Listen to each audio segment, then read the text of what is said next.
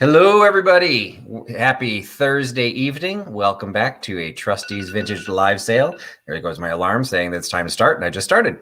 So didn't get in as early. Sometimes I hope to try and say hi to some of the people that joined, but a bunch of people were already coming on. Claudia was first one out of the gate, so she's coming in to say hello. She just let me know that she got her swung glass vase last week, that she bought last week. She just got it today.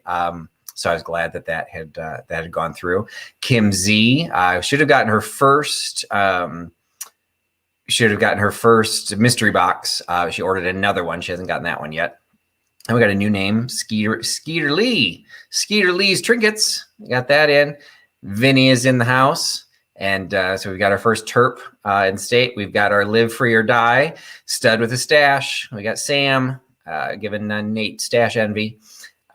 Julie coming in. Our first Canuck is in the house. Let's see, seeing if she's saying hello to anybody. So far, she's not. Before I get too far into saying hellos to the people in the chat, we got somebody live, and it is going to be my voice from above, the voice from the stratosphere, helping me out with the sale this week. It is going to be Katie. Hi, guys. Katie's back. So Katie's helping out. Nate is not available to moderate the chat to begin with, so Katie's going to help out. And I discovered last week, as you all know, if you've been on my channel before, I'm horrible maintaining the chat while I'm trying to sell. So Katie can be like, Patrick, read the chat. So I'll have a little somebody poking me. So we got Katie here. We're always happy to have Katie. And I will announce this later as well as more people sign in. But so I do not forget, Katie, I don't actually have the date written down, but Katie and I are going to do a joint sale next Wednesday. So what are the details, Katie? So next Wednesday, right after show and tell, we are having a show and sell event. So make sure you tune into that. Wednesday the 16th, that will be at 10:30 Eastern. So that's going to be lots of fun, and I'm looking forward to it. And it will be on my channel, Vintage and Vinyl. Right. So what is the show and tell topic next week? So next week, we're going to have Dee from Thrill of the Thrift sharing her lady head vases. Oh, awesome. Yeah, people were asking me to do a deep dive on head vases, and I actually asked Dee. She just didn't feel like she was confident enough in doing an actual deep dive. But she was going to do your show and tell. So that's awesome. So it's like a nice little pairing. So so your show and tells start when? They start at 9:30 Eastern on my YouTube channel. All right. So either if Katie gets a chance or if Nate drops it in later. So it's Vintage and Vinyl is Katie's channel. If you don't already subscribe, you should. But then so next week you can join in for Dee at Thrill of the Thrift doing her show and tell with Katie. And then after that, we'll do a show and sell. So that'll just be Katie and me. So, and then I will still have my regular sale next week as well. Getting into July, I might have to dance things around because I've started rehearsals for a show, and 2 of the performances are actually at the same time as my live sale. And we are talking about maybe having me do something backstage. I'm not sure I'll be able to do that. Like everyone in the show thinks it'd be hilarious if I try to do my sale from backstage at the theater. But I need to be on stage at some point too. So I'm not sure how that's going to work. So I might have to be without sales for a while. So there might be some jumping around. That's going to be in July. But next week, so Katie on Katie's channel on Wednesday, and then my channel regular on Thursday next week. So I said hey to Stud with Stash, said hey to Vinny, said hey to Julie. Mayberry Caboodles coming in. I can't remember where Mayberry, can't remember where you're located. So welcome. Jan Goodwin's coming in. I did my rambling live chat on Sunday and showed off a bunch of the stuff that Jan Goodwin had sent in for the Doxy rescue. So she sent some really nice pieces, both dog and non-dog. And she actually is now she's the one that donated the Picard China piece. That's the first piece of first money that JOMDR is making because I bought it. So one of the perks of running the sale. So let's see. We got Angela Marksberry, another coming in from Illinois. And let's see, Susan Way coming in from Mississippi. And she even told me she's coming from Mississippi. I didn't even have to remember that one. Let's see. I just jumped. There we go back to Carrie's coming in from Texas. Judy Scallett is in. Mary Jo is in, but just did a shipment to Mary Jo. Sharon has come back, and Debbie coming in from Chicago.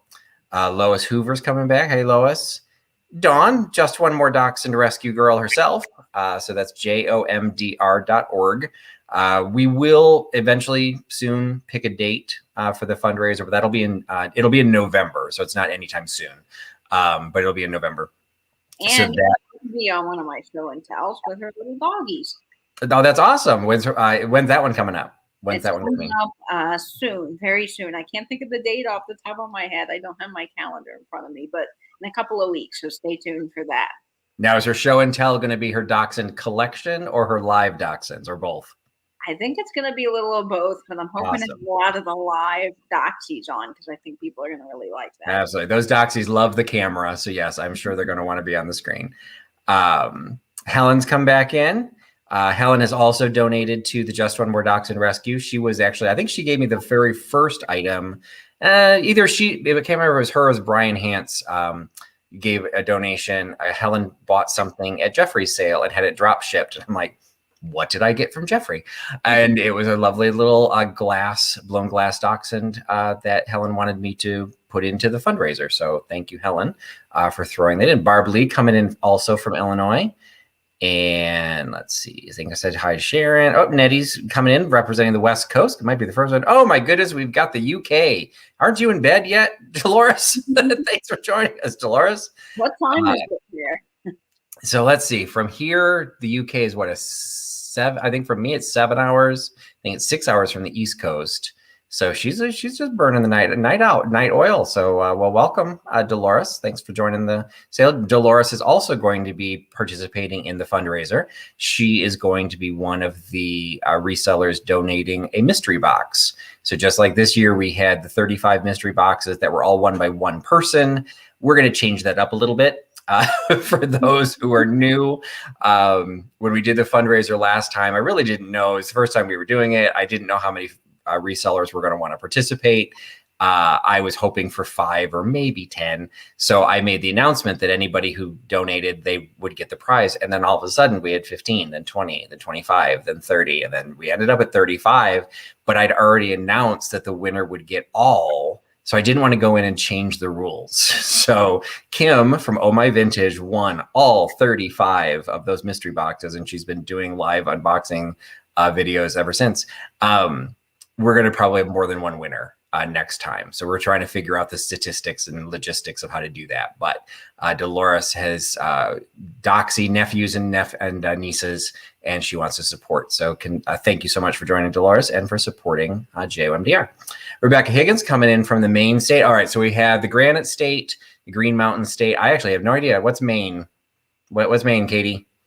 Maine. Oh, God. Land's End? I don't think that's their state motto, though. The lobster state. The lobster state. Like what do they have a lot of? Trees? Seafood? Openness? I mean, I have cousins in Maine. I should know this, but I don't. Yeah, I would say we'll have to watch that. See if Rebecca Rebecca, tell us what your state motto is. Illinois is land of Lincoln, even though Lincoln wasn't born here. We just kind of stole him. Let's see. Melody coming in from Keystone State. And Butterfliners is asking if any reseller can donate a box. Any resellers can donate a box. I have not put out any of the planning yet. So there's going to be, I'll go ahead and talk about it. There's going to be basically a couple of different ways that people can participate. First and foremost will be to purchase and participate in the actual fundraiser. So what's happening right now is I'm starting to collect items. We are going to change it up a little bit. Last year we raised $3,500. This year our goal is to raise $5,000. So we're going to try and organize it and structure it a little bit differently and hope we do get more participation. Some of the items will end up going onto my eBay channel. So those will be traditional auctions. So those will be the items that are either have more value. Like last year we got an oil painting donated. We had some very valuable items that I didn't really know how to best sell in my live sale. So those will go into eBay. What the live sale, it'll take one of my slots. It'll just be like this. So it'll be one of my slots that will be dedicated. At this point, I think that's going to be dedicated just to dog related items, but people are not donating just dog related items. So for anything else that gets donated, They might go into mystery boxes that I'll sell on the channel. They might go into mystery boxes I sell onto eBay. They might be themed mystery boxes. It kind of depends on what I get. But some of the eBay stuff, if it's not dog themed, it'll go onto eBay. Like Michelle Decker has donated a box, a brass, antique brass box that 2 of them have sold within the last 6 months, and both of them sold for over $100. So those will go, that one will go onto eBay. So we'll have to see what we get. But as a reseller, and you don't even have to be a reseller if you just want to participate, anything you send to me, my friend mail is on my channel. Anything you send to me, please let me know who you are, because that actually happened last year. I was receiving things and I didn't recognize names. Tell me who you are. It needs to be in good condition. Just like in my live sales, I don't want to sell things with damage, and I don't want to be in the position of having to not sell something that was donated. So I just, do requests. I would like it all to be vintage. I'm not going to get too, hung up on that, particularly if it's dog related, because there's just might be some fun dog things that not everyone who's going to participate in the channel is necessarily going to be a vintage lover. So they might come to the sale because of JOMDR and supporting the Doxies. They may want, a Dachshund pot holder or something like that. Don't send me a Dachshund pot holder, but you get my idea. And so, you can send those items. The other thing resellers can do is, and this is, I'm not sure it's going to be preferable, but we made a lot of money last year selling tickets to win those mystery boxes, particularly once they started getting into 25 to 30, you knew that you're going to win a ton of them. You're still going to probably win 5 or 10. I haven't figured out how we're going to divide them up, but there'll be a couple of winners, but you're still going to get a bunch. If you as a reseller want to donate a mystery box, it can be anything. It doesn't have to be dog themed. It doesn't have to be vintage. It can be whatever you want. I will ask for a minimum value because I don't want someone that gets these resellers all got crap and these resellers all gave great stuff. Those you'll ship direct, and that saves me a lot of work and cost. So what would happen is what happened last year when Kim's name got drawn live on the show. I then sent an email to all the resellers who donated the boxes and said, here's the winner, send your box. And so that way you're just shipping one item, and it still helps raise a lot of money. I think of the $3,500 we raised, it was about half, maybe a little more than half, was through the raffle tickets to win the boxes. So if we get maybe 50 boxes this year, maybe we'll get even more money in raffle tickets. So long answer to the question, but yes, you can donate, and we are at that point where I'm starting to think about it. November is not that far away. We won't forget you, Louie, but this is for the Doxies, not for the pugs. Okay.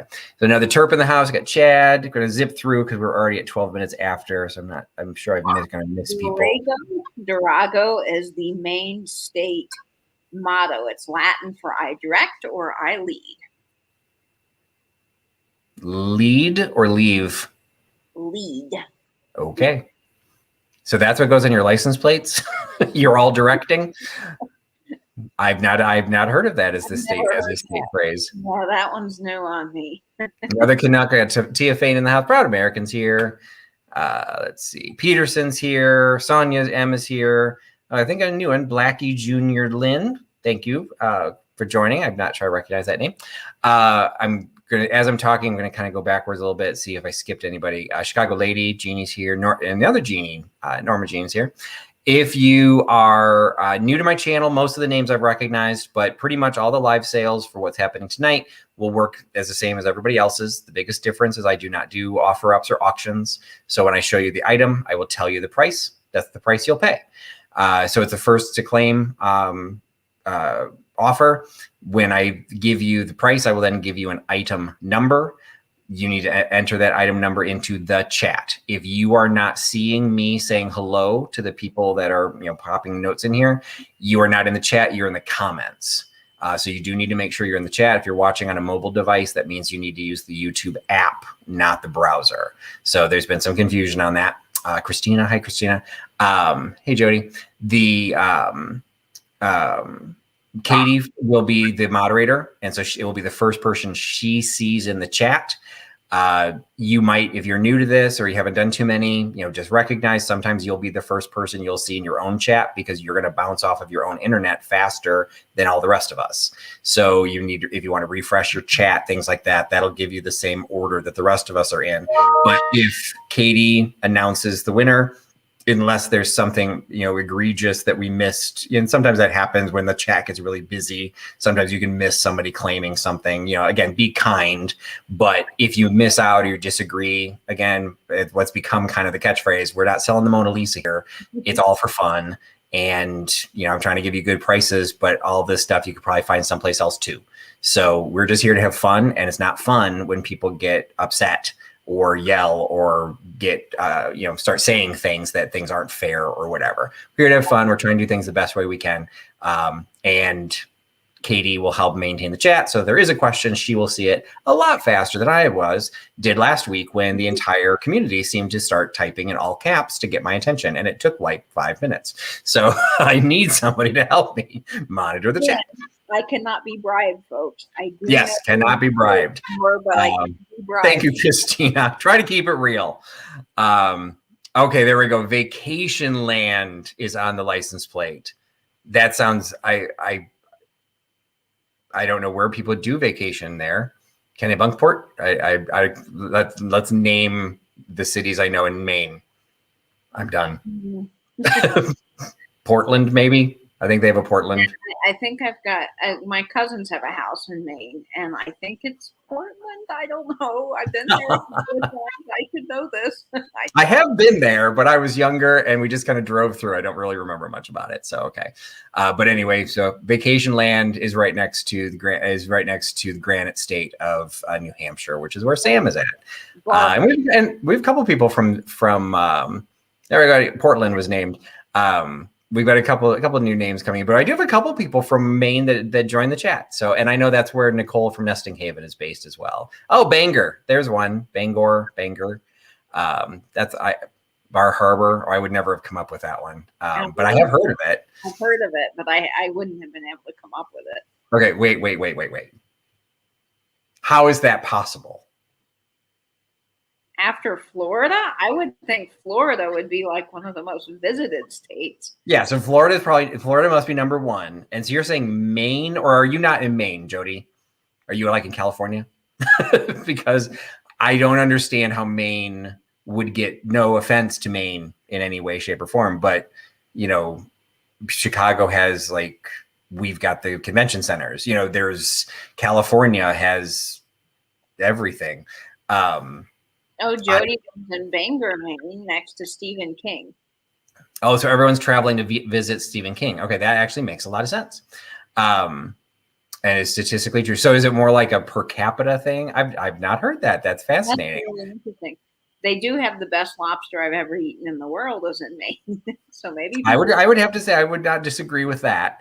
It's possible because it's gorgeous, and that I would agree to as well. I think you probably got Sam going through his book saying, okay, New Hampshire's got to have some sort of statistic. So Jeannie's loving the lobsters too. So Martha's saying you have to get through Texas to get everywhere else. And so I think Martha Martha, are you starting your sales tonight? Is she starting her sales tonight, Katie? Yes, Martha will be having her sales tonight at 10 o'clock directly after your sale. So go tune in to Martha Vintage Conversation. Excellent. All right, so then we're going to go ahead and get started because it's already 18 minutes after. Starting off, I've put it right in front of me so that this time I don't forget to talk about it. As I mentioned, I do not do offer ups in the live sales, but I do have an eBay channel, and eBay is where auctions were, that's where they go. So this is the item that is currently up for this is what is currently up for auction right now on my eBay channel. It is and I forgot to write it down. It is a Heron Martinez Mendoza candelabra. So it's a 3-duck pottery candelabra. So you got the big duck body, and then you've got 2 little ducks kind of right in the backside. There's kind of a saddle handle that's got the candelabra or candle holder here, and then another candle holder here on the side. It has already started bidding. I think currently, last I checked, it was at $95. Katie will drop a link into there. She did. Katie dropped a link into the chat. So if you are interested in bidding on this, this is the current item up in my eBay channel for auction. And it is a, I just lost my little note. It is a Heron Martinez Mendoza, and all the notes are in the eBay listing. So you can see it that way. So we're going to set that up there, and I hopefully remember to talk about it, or Katie can yell and say, show the duck. So that auction will end in 40 minutes. So it ends at the top of, 41 minutes. It's currently at $95. At the top of the hour, that auction will end, and this item will go up. And so I will show you this deco peacock bowl at the top of the hour when that item opens. So for now, you can bid on the duck, and then in a little bit, you'll be able to bid on the peacock. All right. So if you're new to my channel, one of the things I've started doing is I do the mystery boxes that were introduced by Vatbird Finds.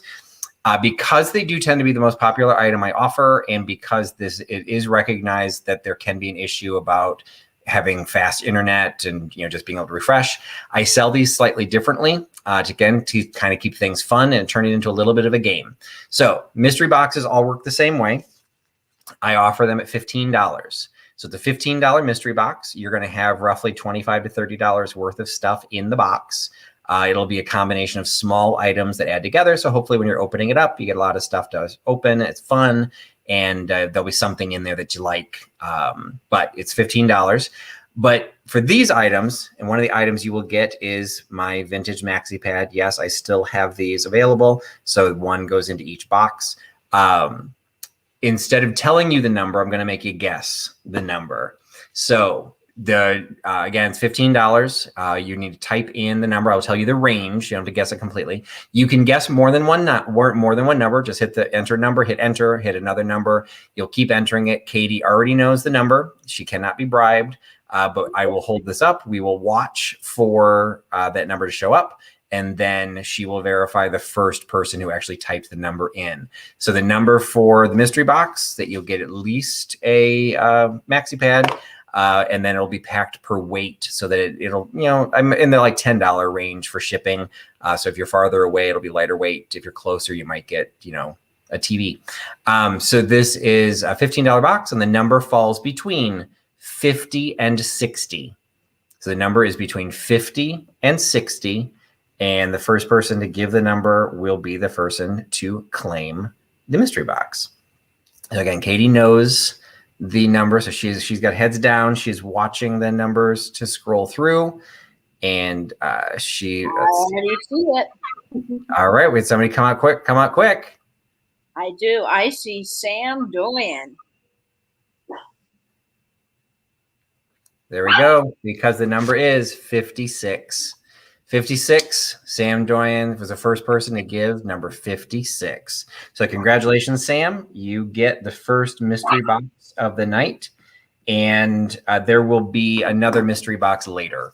Because what I was discovering is people wanted the mystery box and they leave my sale. So fine, I'll have 2 mystery boxes.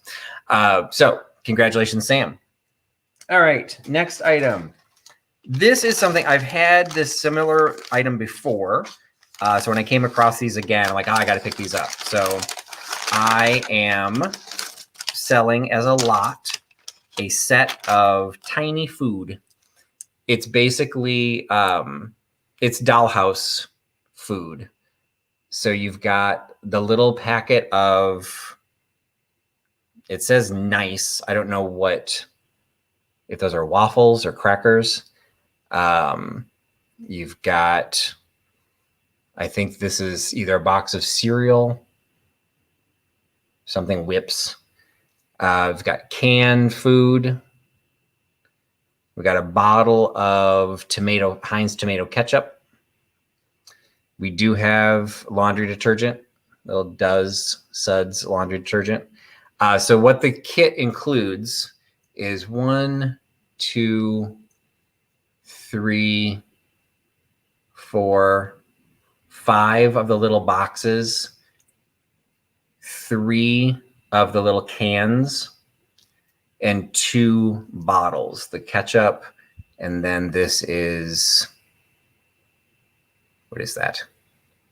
Looks like an orange drink of some sort. So Dream Whip is powdered whipped cream. Oh, I've never heard of that. I didn't even realize these were real food or real items. I just thought they made them up. Well, that does say Heinz on the one. So you get all of this little tiny pretend food, miniature food, whether for dollhouse or just, if you've got one of those little printer boxes with those little tiny holders in them, like they were great for Wade Whimsies. These would fit in there too. And you get all 10 pieces for $6. So $6 for the set of fake tiny food, $6 by giving me number 21. $6.21 for the lot of food. Hey, Mr. L. Page. Hey, Cricket. Many brands before many brands. And I see Mary Jo Vakowski for number 21. Congrats. Awesome. What kind of stuff? You have those printer boxes, don't you, Katie? What kind of stuff do you put in them? I have my skeleton keys in the printer boxes. I've got some miniature dice. I have some coins. Oh, miniature dice. That's a cute idea. Yeah, and then little thimbles and some pens from the Olympics. So I've got a whole variety of things in my little printer space. Oh, fun. All right. Well, thank you, Mary Jo, for picking that up. All right, the next item I get to model because evidently that has become a thing. I picked up another hostess apron. And so this one is a yellow sheer apron. It has a gold accent lace trim. And then I'll just be perfectly honest, oddly, it has a baby bib sewn onto it. I do not know why. I don't know what this is, why you would have a baby bib as an accent to your apron, unless you're just announcing the fact you're either a slob or you have a child. So it's coordinating, but hopefully you can kind of see the bib has like that little floral pattern because the bib is sheer as well. So I can't imagine you would ever actually put that on a baby. And I don't think there is such a thing as a hostess baby bib. So I guess that's why they sewed it onto here. You're saying it's a pocket. It is a pocket. So is it not supposed to be a baby bib, or they just I guess maybe they use the baby bib to turn a pocket? I mean, I will say I never thought to look at it as a pocket. My hand barely fits in there. But technically, you could put stuff in there, but it does have the little bow on it. So, I mean, I do think what do you think? I do think that's a bib, but yeah, so I guess they sewed it on to be a pocket. That's actually kind of ingenious now that I think of that. So, yeah, okay. Because that's a common pocket on 50s aprons. Really? Okay. Well, I guess I learned something. So now we get to model it. I'm wearing my pants. I made sure. And we've got it goes all the way around, and I have enough room in the back to actually tie the ribbon. So if it can fit my wide girth, it should be good for most. It is, I didn't see a label or anything on it. It's definitely machine made because the stitching is very, very uniform, but I don't know if it was like mass produced made or if somebody would have made that on their own. But it's in great condition. There's no pulls or anything to the sheer netting. And the pocket is in great condition now that I know that it's a pocket. Yeah, thanks, Halem. Wearing my dragons. I don't have that many crazy shirts, but I seem to be wearing them every time I do a sale. So the sheer hostess apron with the baby bib pocket, which evidently is common from the 50s. So we all learned something this evening. It is $8. So $8 for the yellow. I bet it was just the way to bind the sheer fabric. It makes it look like a bib. Maybe. Although if you didn't, I don't think you'd want to have the hole that small if you were just going to make a fabric pocket, because that I do feel that's a little small. And really, what are you going to put in your pocket? Because the pocket itself is sheer. So you'd see whatever is in your pocket. So you're going to have to be pretty selective in what you put in there. But anyway, so yeah, Gabrielle saying it is a deliberate pocket. It is $8. And why can I not show you the right tag? $8. And you can get that by giving me number 33. $8, number 33 for the yellow apron. People are saying that it's for clothespins or a hanky. Aren't you kind, Michelle? It's not 100% true. I do have the hands of a man. I mean, that's not fake, but I don't have gigantic hands. So I see Kimsey picking up number 33. Congratulations, Kim. excellent. So thank you, Kim, for picking that up. All right, working down my stack. I've got some fun stuff tonight. So this was sitting on the top to getting down to some of the other fun stuff. Although this is fun too. If you've been on my channel before, you know I'm going to have coasters. I've been doing a sale every week since May 12th of last year. And in over a year's worth of sales, I've never not sold coasters. And so here are my coasters for this evening. It is a sealed pack, new old stack of the paper, like the little cushioned paper.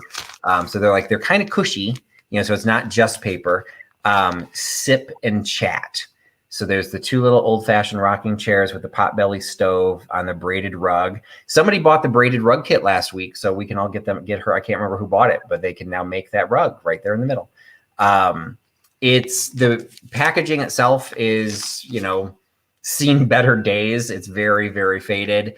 There is a price tag still on the front that these once sold for 15 cents from H&S Pogue Company. What a horrible name.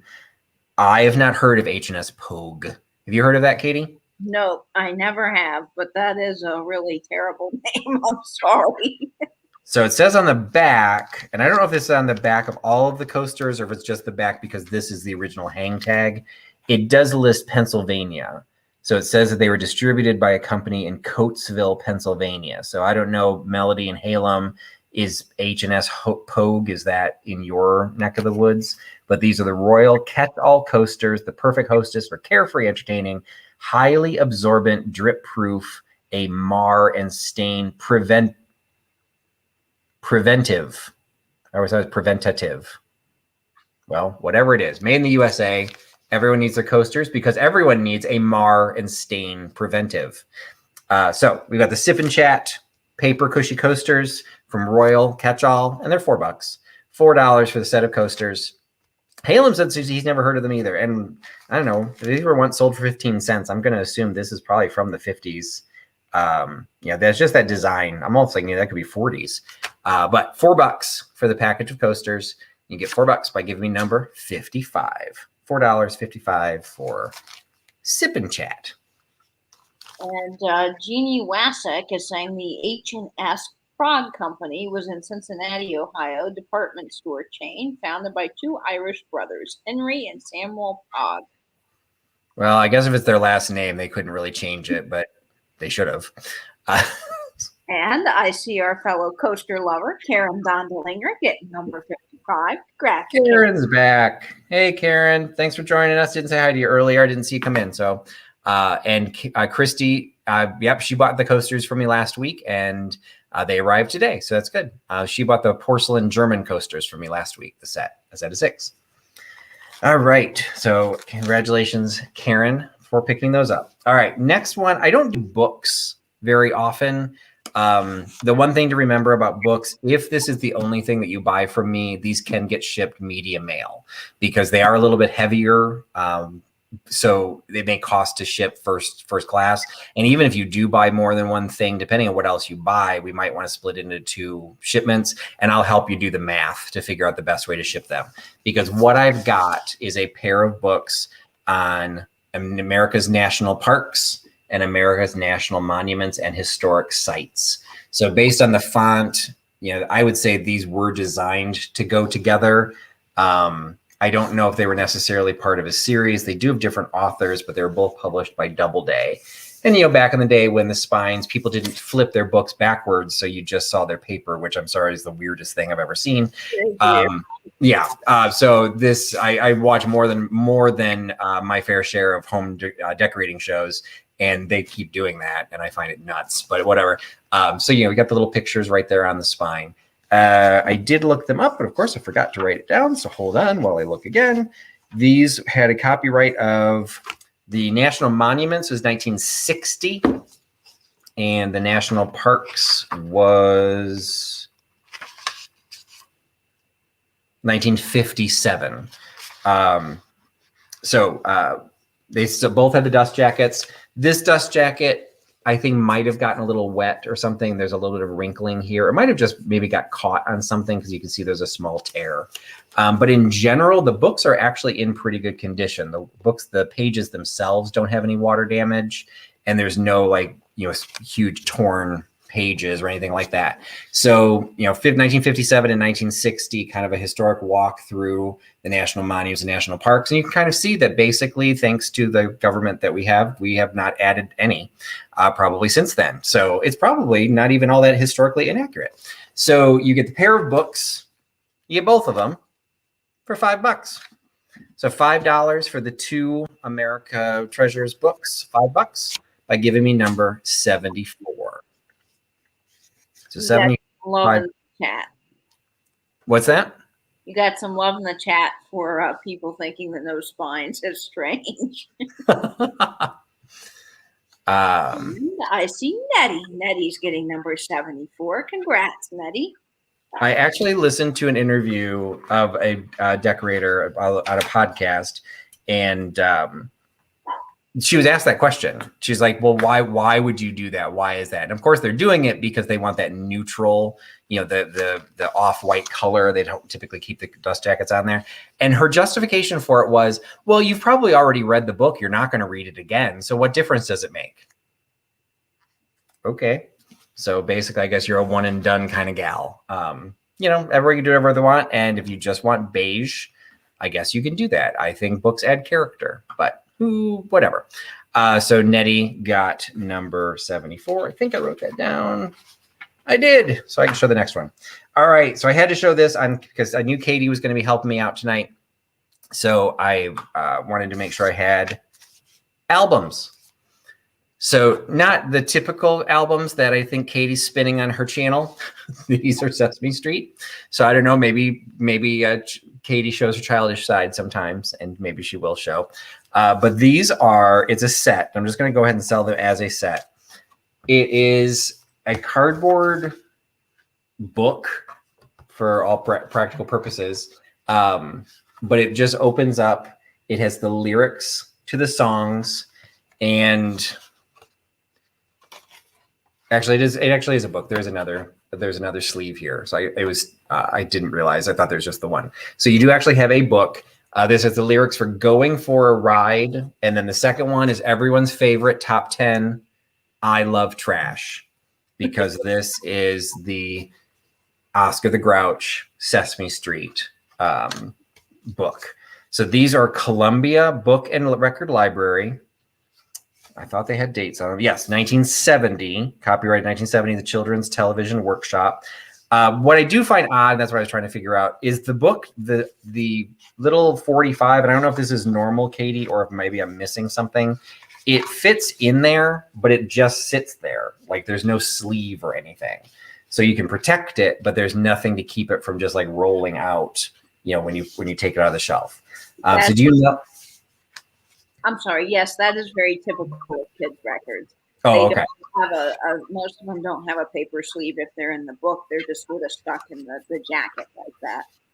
All right. Now I said that because then we got the numbers, and that one actually does have a sleeve, but it's a sleeve that fits into it. So this one does have the numbers sleeve. So actually you got kind of like another decor item right there. You can take the sleeve out. So this is Sing a Song of Five and 5 people in my family.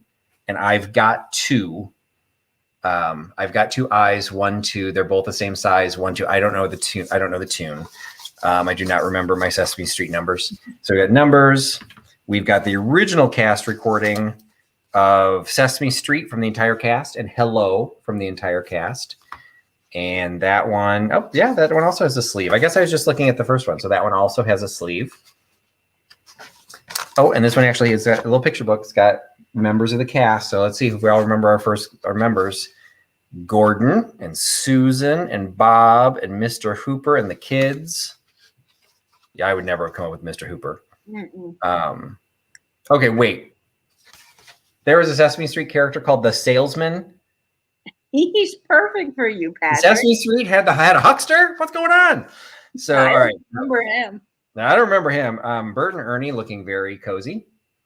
No comment. Of course. And then we've got Shapes and Up and Down, which also has a sleeve. I guess it was just the first one I didn't realize.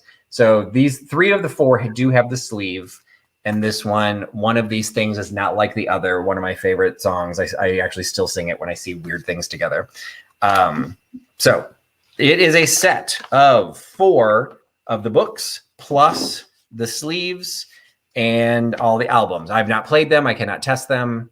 So I do not know if they're all functional. So really, I'm selling these as decor. And because of that, I'm selling them all for just $12.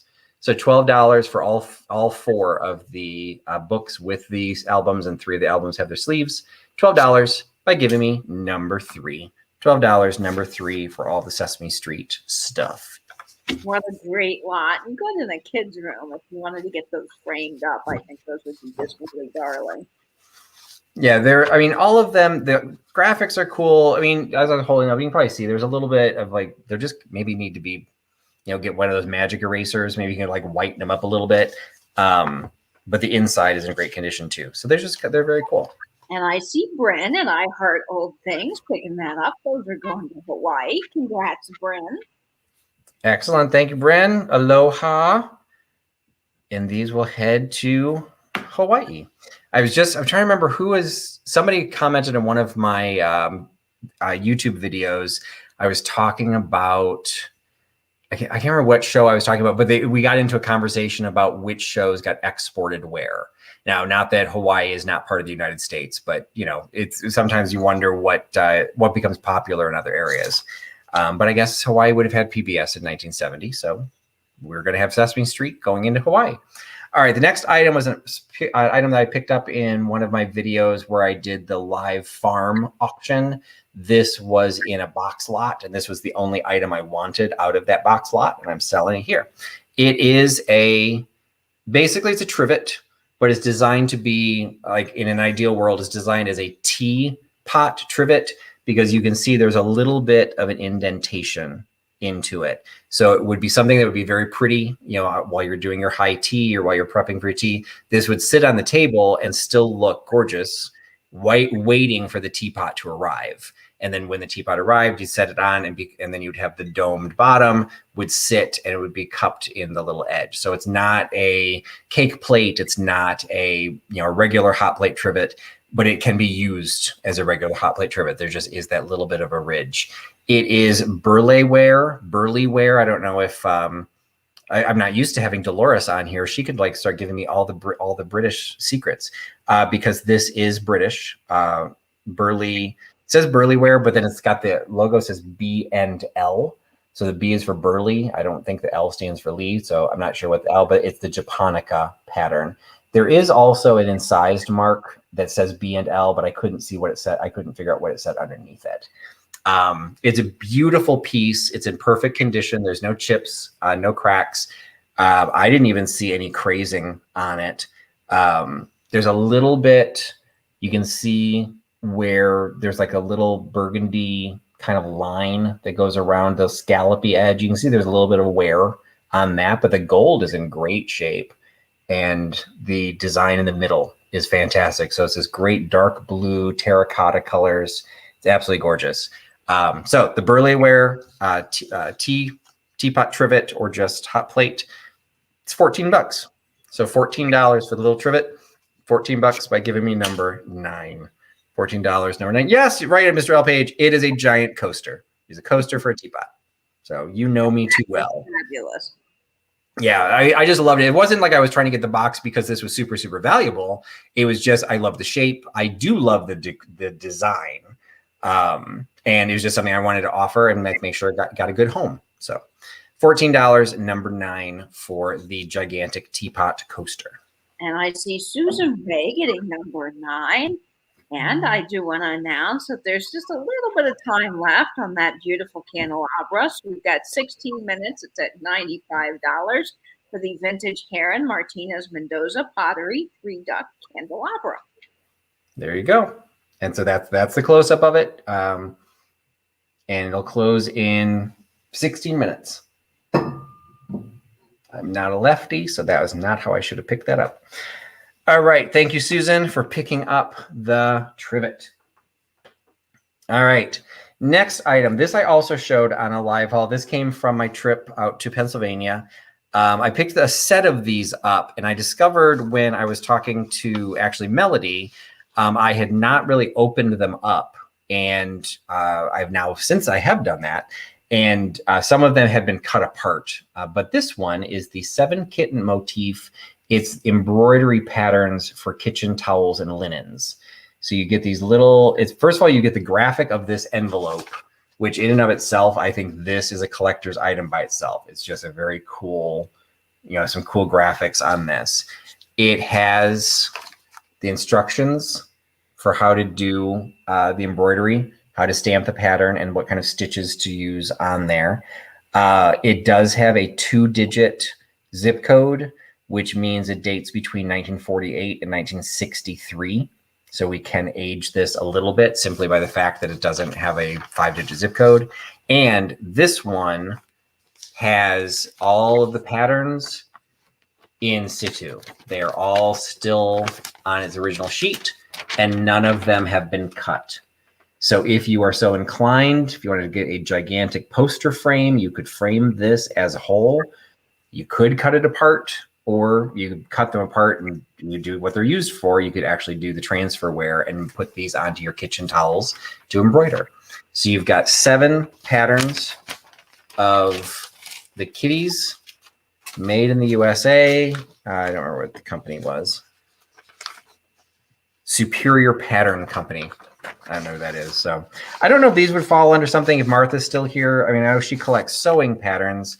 I don't know if this is like a little offshoot of that, how these types of patterns typically got sold, but it is a cool paper envelope with the original inside, and it's only $6. So $6 for the set of 7 kitten motif embroidery patterns, $6 by giving me number 42, $6.42 for the embroidery patterns. And those kittens have a little bit of a mischievous look. I think they're up to something. Oh, absolutely. And I see Carrie, our resident cat lover, KCATX, picking that up. Congratulations, Carrie. And take a moment, folks, and refresh. Make sure you're in live chat, not top chat. I see some people lagging there for number 3, so make sure you go out and come back in and join us up to date with the feed. Okay. This is probably my favorite item in tonight's sale, and possibly one of my favorite items ever. I picked this up. Now I will give you full warning. As I've said, and anyone who's been on my sale before, I typically I don't carry things with damage, not because that's bad. Just, I want to make sure people get nice things. But if I have damage, you have to price it accordingly. Sometimes though, you come across things, damage doesn't matter. You just need to have them. And so what this is it's a psychological profile based on your profile. I tried to recreate me. So let's see. Did I do a good job? So what do you think, Katie? Does this look like me? I think you did a very good job, Patrick. So the way it works. So first, I'll show you the way it works, and then we're gonna do a little experiment. Because so where the damage is, all of these pages are like little flip books that slide into a cardboard box. The cardboard box is what's been damaged. So it's still there, but you can see like one of the legs is not attached anymore. There's definitely some issues in there. But when you open up the booklet, they slide out from the side. And what you get is a series of chins that you have to find your chin. So I literally had to take a profile picture of myself in the mirror and then set it down and try and find the chin. And it was very disturbing trying to find my chin. And the beard did not help matters because it kind of covers things up. But you then flip to the one that matches you best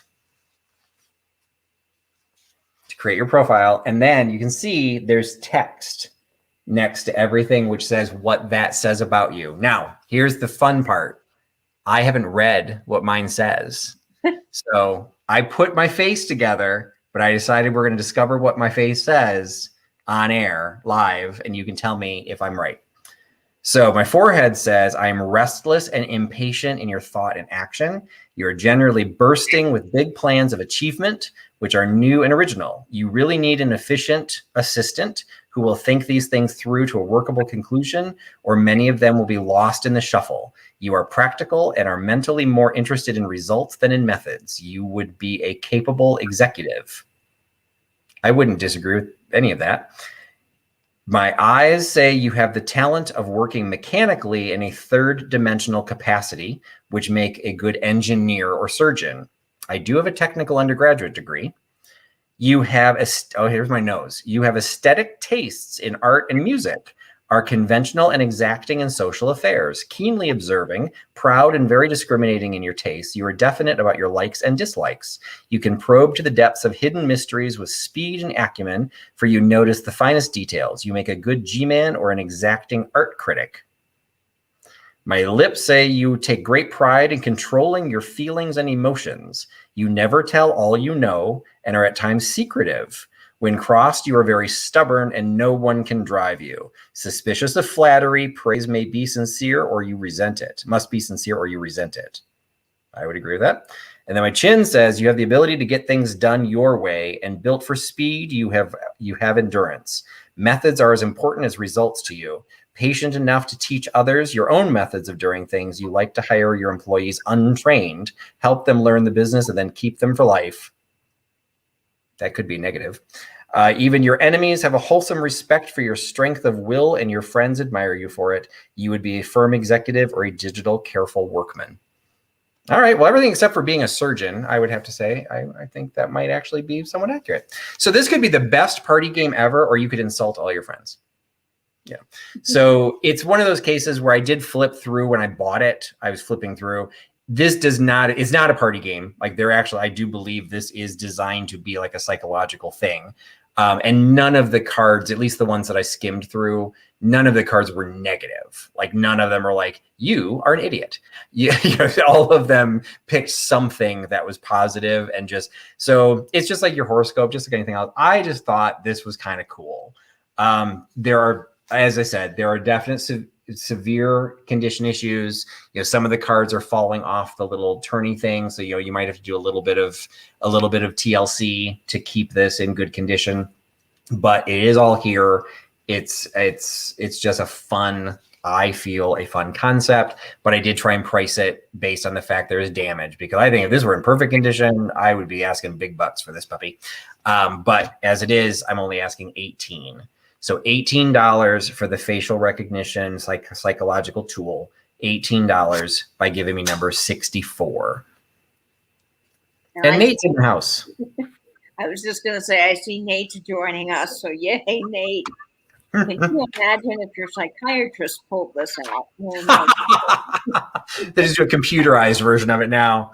But yeah, like I said, to me, this would be like a party game, because it was just even kind of fun trying to recreate my profile, because I never really found my perfect chin. That was why I wasn't trying to read the descriptions, because I'm like, I don't want to be like picking the one that I want to have.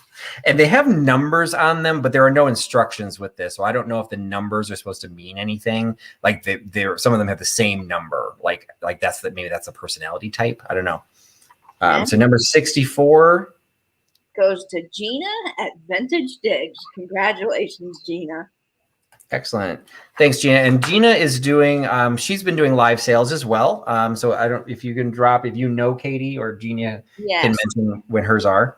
Gina has been doing sales with Calypso Cat Antiques, and they've been doing it directly following my show and tells on Wednesday. And I think they've had a few pop-up sales, but I'll definitely drop their link in as well. And guys, don't forget, 8 minutes or give or take on that beautiful Heron Martinez Mendoza candelabra. Thank you, Katie. All right, the next item, I don't think I saw her in the chat, but Moonstruck Vintage from Cleveland. I did a short video. I visited her shop when I did my road trip. her name is Elisa Vietri, and that is what this pottery is. Vitri is a region of Italy, well known for its pottery, and this is one of their pieces. And it is what appears to be a donkey with lice. I have no idea what those are supposed to be. They look like fish. Oh, they're fish? I don't know. They look like odd fish with okay fins. Or maybe they're mice. I don't know. That's a donkey. Yeah, that one's the donkey. That one, again, I'm not sure what that's supposed to be. And then another donkey, and then another set of the weird fish. And they're like, there's always pairs. They almost look like those flat paddle cactus. You know, the cactus that are flat. They're cactuses. Yeah, people are saying they're cactus, but why do they have cactus in Italy? But I guess of all the donkeys, I guess they don't donkey. Well, they have donkeys in Italy. So I don't know if this was designed for export. I don't know all of the different stamps. So I'm not even sure how old this particular piece is. The fact that it's like very printed, this may not be a super old piece. But yeah, so Barb's saying it's a donkey walking in the desert. And I guess, I mean, that is what I thought when I first saw it. Like, they kind of looked like cactus. But I'm like, why would there be cactus? And I wasn't connecting the donkey. I was connecting Italy. Because I don't think Italy has cactus, but maybe they do. I have no idea. Well, Mr. L. Page says they're cactus. Oh, God, Cindy even came up with the right name. So is that what those are called? Beaver tail cactus? Those are the paddle ones that are kind of like flat. So there we go.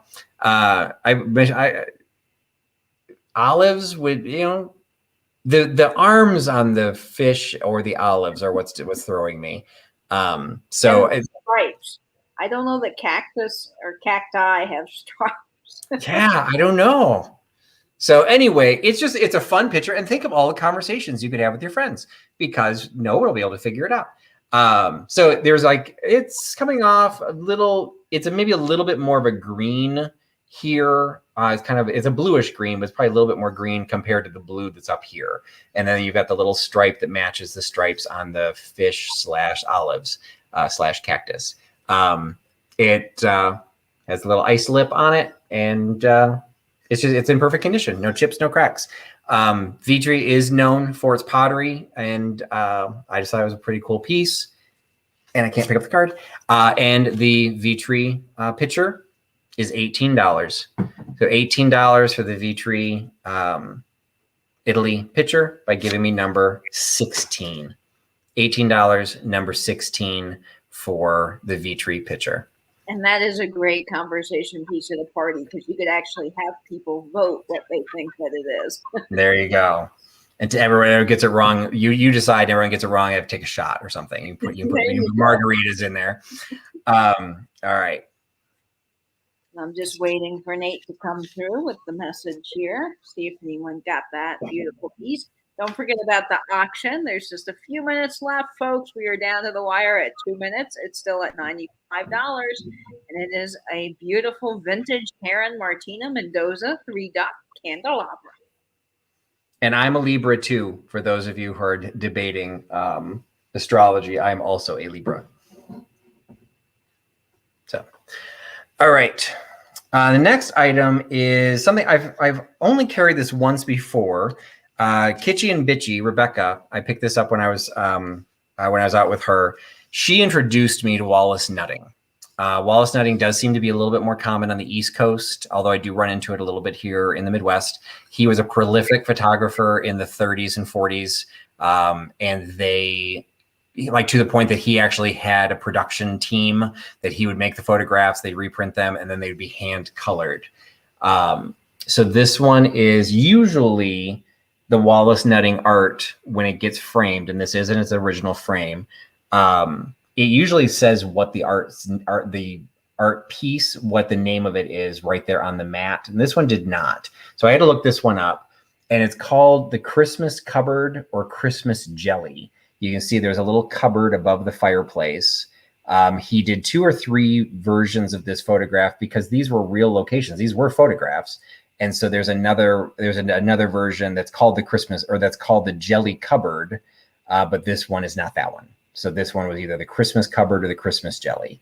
It is signed by Wallace W. Nutting, so Wallace Nutting, and it is in its original frame, but the original frame is in pretty rough condition. It once had the black backing on it, which somebody pulled off, and they pulled out some of the prongs to try and see what they could see with the art.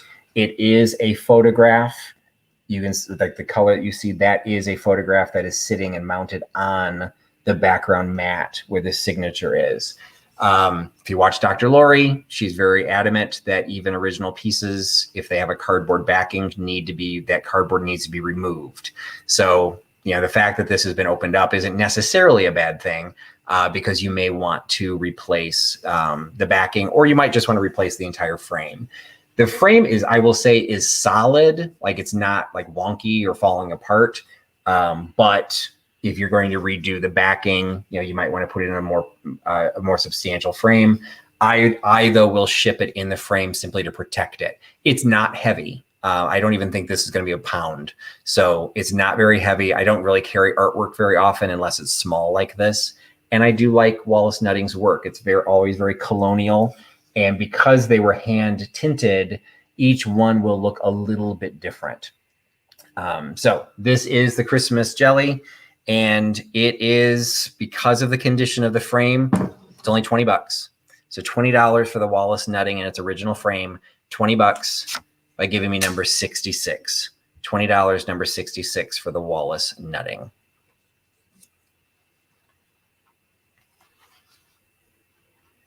And Katie's talking, but she's on mute. Ooh, that is just gorgeous, folks. Louie was barking, so I muted temporarily. I see Nettie, the little pug, getting number 66. Congrats, Nettie. Great, Nettie. I go add that. So this will be a case where we can kind of play around. You also bought those two big books, which are about the same size as that. So they probably easily could go together, but it might change the weight. So we'll have to figure out the cheapest way to ship it to you. So should have ended. Yep, the auction ended. It sold for $95. And it sold to, see if I get a name. If it's somebody here in the chat. Sold to somebody with, it did sell to somebody in the fact. If it's Victoria, if it's the Victoria, if it's Vicky. Vicky, is this yours? So it went to somebody called Victoria Dot, and then there's the rest. I don't want to name out the entire name, especially in case it's not Vicky H. But congratulations. I'm glad I picked that up. It was kind of a cool piece. And I hope if it's not Vicky H, it goes to somebody. It'll go to a good home. All right. So it's 8 o'clock, which means thank you, Lucid. It is. That means this item has now gone up on the auction. So we have a mayonnaise bowl or a sauce bowl. It has a great color scheme. It's got the peacock blue at the base on the pedestal. It's frosted on the outside, but when you look at it from the inside, it's the blue that comes through. Wowzers. And then you can see, holding it, it has a peacock with the peacock blue paint done right on the bowl as well as on the underplate. It is absolutely gorgeous. It's in great condition. There's no chips. There's no cracks. I looked under the loop to figure out if it was hand painted or not. They are very, very similar. The peacocks are very, very similar, but I did find some discrepancies in the way the leaves are done. And I didn't see any dots like you would if it was something that had done in print. So I do believe it is hand painted, but they are very, very similar. So I don't want to say it's hand painted because I can't swear to it, but they were painted or done, whatever it was done, on the bottom side and then frosted so that on the top, it's just the glass. So it's totally smooth. So particularly for the sauce bowl, it'd be very easy to clean because it's just glass. You don't have that frosting. And then this blue is also frosted, but again, just on the outside. But you can kind of see because of the frosting, you see how that blue changes a little bit. in the color. It is absolutely stunning. I can't even imagine putting salad dressing in this, but that's what it was made for. I do not have the spoon to match it. Hey, Daniel. So unfortunately, it becomes just the 2 pieces. But again, I can't imagine you're going to put any sauces or salad dressings in here. But that is what's on my eBay channel now. So this went live 4 minutes ago. That auction will end in 1 week. It'll end during my next live sale, at which time a different item will go live. Nate just put that auction into the chat. So if you would like to start bidding on that, you certainly can. Awesome. Thank you very much. All right. Another item. I mentioned that I don't typically carry things with damage, but things happen. This one, I went ahead and picked it up because I'd never seen one before, but I've tried to price it in a way that I think will make up for it. It is a piece of Wade, and it is Wade porcelain made in England. It is a birthday candle holder. I didn't even know these existed. And so this one is like, I'm saying it's either a goat or a llama, but it looks like it's up on a rock. So I'm going to assume it's a goat, but to me, it looks like a llama. But if you look really carefully, you can see at some point the goat fell off the rock. So he snapped off and they glued him back on. So from a distance, he looks totally fine. But the fact of the matter is he does have damage. You can see his hind leg. And what's odd, it looks like 3 of his legs snapped off. So like the first one they fixed it well enough, you can't even tell. But he does have damage, but he is an individual birthday candle holder. So these come in with different animals on them. I got this one actually as part of not really as a set, but the other 2 that I got both have dogs on them. So I'm donating the 2 dog ones to the fundraiser for the dachshunds. So those went into a box, and those will come back out for the fundraiser. So this one I'm selling all by itself, but I'm only selling it for $5. Because for $5, I think he's cute. You can overlook the damage, and you've got whether you use it as a birthday candle holder or you just have him up, you wouldn't even see the little spot in the back. He's just cute. So $5 for the little llama / goat Wade candle holder. $5 by giving me number 69. $5, number 69 for the not quite amputated legs of the goat. And Proud American's always keeping us laughing. He says he's perfectly fine. Those little llamas bounce back real quick. And I see Calypso Cat getting number 69. There we go. Great. Thanks, Kat, for picking that up. Never seen one of those, so I think that's going to be great in your collection, Kat. Yeah, I picked up a lot of Wade pieces. I'll have 1 or 2 pieces of Wade in my sale with Katie next week. So if you didn't hear the announcement at the beginning, next Wednesday, there will be a sale on Katie's channel where Katie and I will be doing a joint sale. So I will have a couple pieces of Wade at that sale as well. And like I said, some of them are going into the fundraiser because they were Wade dogs. So... all right, next, another metal item. This one almost stayed in my collection, but I don't really need to start expanding into metalware. But if I've got my primitive lovers out there, this is a hand wrought and turned cast iron candle taper holder. So you put the taper in here. I didn't think to grab a taper. Let's see if my flashlight doesn't work, so I'll use my pen. The taper would sit on the little piece, and then as it burns, you can turn the knob and it raises the candle up. So you can increase the height of your candle as the taper itself burns down. So it's got the original wooden plug that spins around the top, and then it's got the hammered tail to make it a chamber stick candle holder. And it's just a great looking piece. It's hard to date these because sometimes blacksmiths would still make these, at like Colonial Williamsburg or the Dearborn Village or things like that. So I really, unfortunately, don't have any way of knowing, but regardless, they're expensive because of the time that goes into making all of this. So yeah, Jody, you're trying to do a colonial primitive look.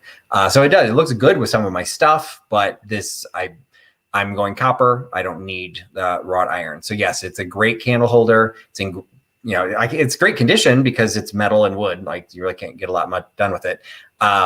Hey, Danny. So you've got the candle holder. It's $16. $16 for the wrought iron candle holder. $16 by giving me number 25. $16, 25. Absolutely. Ebenezer Scrooge would totally love this. But yeah, so you've got the little, because it's got this big handle on it, it does make it kind of like a chamber stick item. And that is such a neat piece. And I see for Sandy's lilac picking that up, number 25. Congratulations, Sandy. Awesome. Thank you, Sandy, for picking that up. All right. You talked so much at the beginning, I'm like falling behind here. All right. I don't think I saw Dana in the chat, but Dana has always asked me if I'm going to be selling anything from my piano. Not quite selling something from my piano, but if you saw my rambling live chat on Sunday, I unveiled this piece, and this piece, which meant 3 pieces had to retire from my piano. So they moved into the bookcases on either side, which meant things from the bookcases had to be retired. And that meant this little buddy had to go. So this is a row pottery work. So when most people think of salt glaze, the collectible salt glaze, it's more along these lines because Williamsburg Pottery does these, Beaumont Brothers Pottery does these. They're very clearly stamped row pottery works. This one happens to be from 1990. I actually didn't look to see where they're based. I don't know if that's Pennsylvania or West Virginia. But anyway, Row Pottery Works is one of those bigger names in the collectible salt glaze. I had picked this up once upon a time. My philosophy is you want to have a collection and then it fills a specific space. And then over time, I just improve upon it and put in its quality over quantity. There's nothing non-quality about this, but my collection is 19th century. This is 1990s. Not really a fit. It looked great while I had it. It's in great condition. It's got the fully glazed interior. It's got the great stamp of 1990. And it's a great looking piece if you want to add a piece of salt glaze, or again, it's looking a little bit of that primitive look. It's got the cobalt decoration. It's just a great little trinket dish. Row pottery from 1990, and it's $10. So $10 for the row pottery, $10 by giving me number 35. $10, 35 for the row pottery bowl. And that would be lovely next to the candlestick you just had. I think. There you go. So look at that, Sandy. You just like keep buying stuff to fill your collection, and you could put it, or Nettie could put it next to her Wallace Nutting. Like it all just kind of builds on itself because Wallace Nutting did all colonial stuff. And I'm waiting for a message from Nate here, so just a moment. And Book is saying, Patrick, your rambling live was one of the highlights of my week. I think a lot of people liked it as much as I did. Well, thank you. I even realized toward the end that I even recognized it started rambling, but when it ran to 3 hours, I'm like, okay, I've never done that before, but I was having fun, and we just kind of went through some crazy stuff. So. And Kim Z is picking up number 35. Congratulations, Kim. Thank you, Kim. I will include that with your apron. All right. Next item, and I need to really quick see if I can pull this up. This was, I do a lot with the Hive Mind, and this was something that got posted just recently because I picked up this cookie cutter ball. It's a primitive, I don't know how old this is. We can see there's definitely some patination on the aluminum of this, but it's designed as a ball. So it's got all of the cookie cutter designs incorporated into each other. Some of them are obvious. Got a star, got a turkey, got a pumpkin, got a chick. And then we got to, it's hiding, there he is. We got to this one. And I could not figure out, other than a poorly drawn picture of Australia, that this, I could not figure out what this was.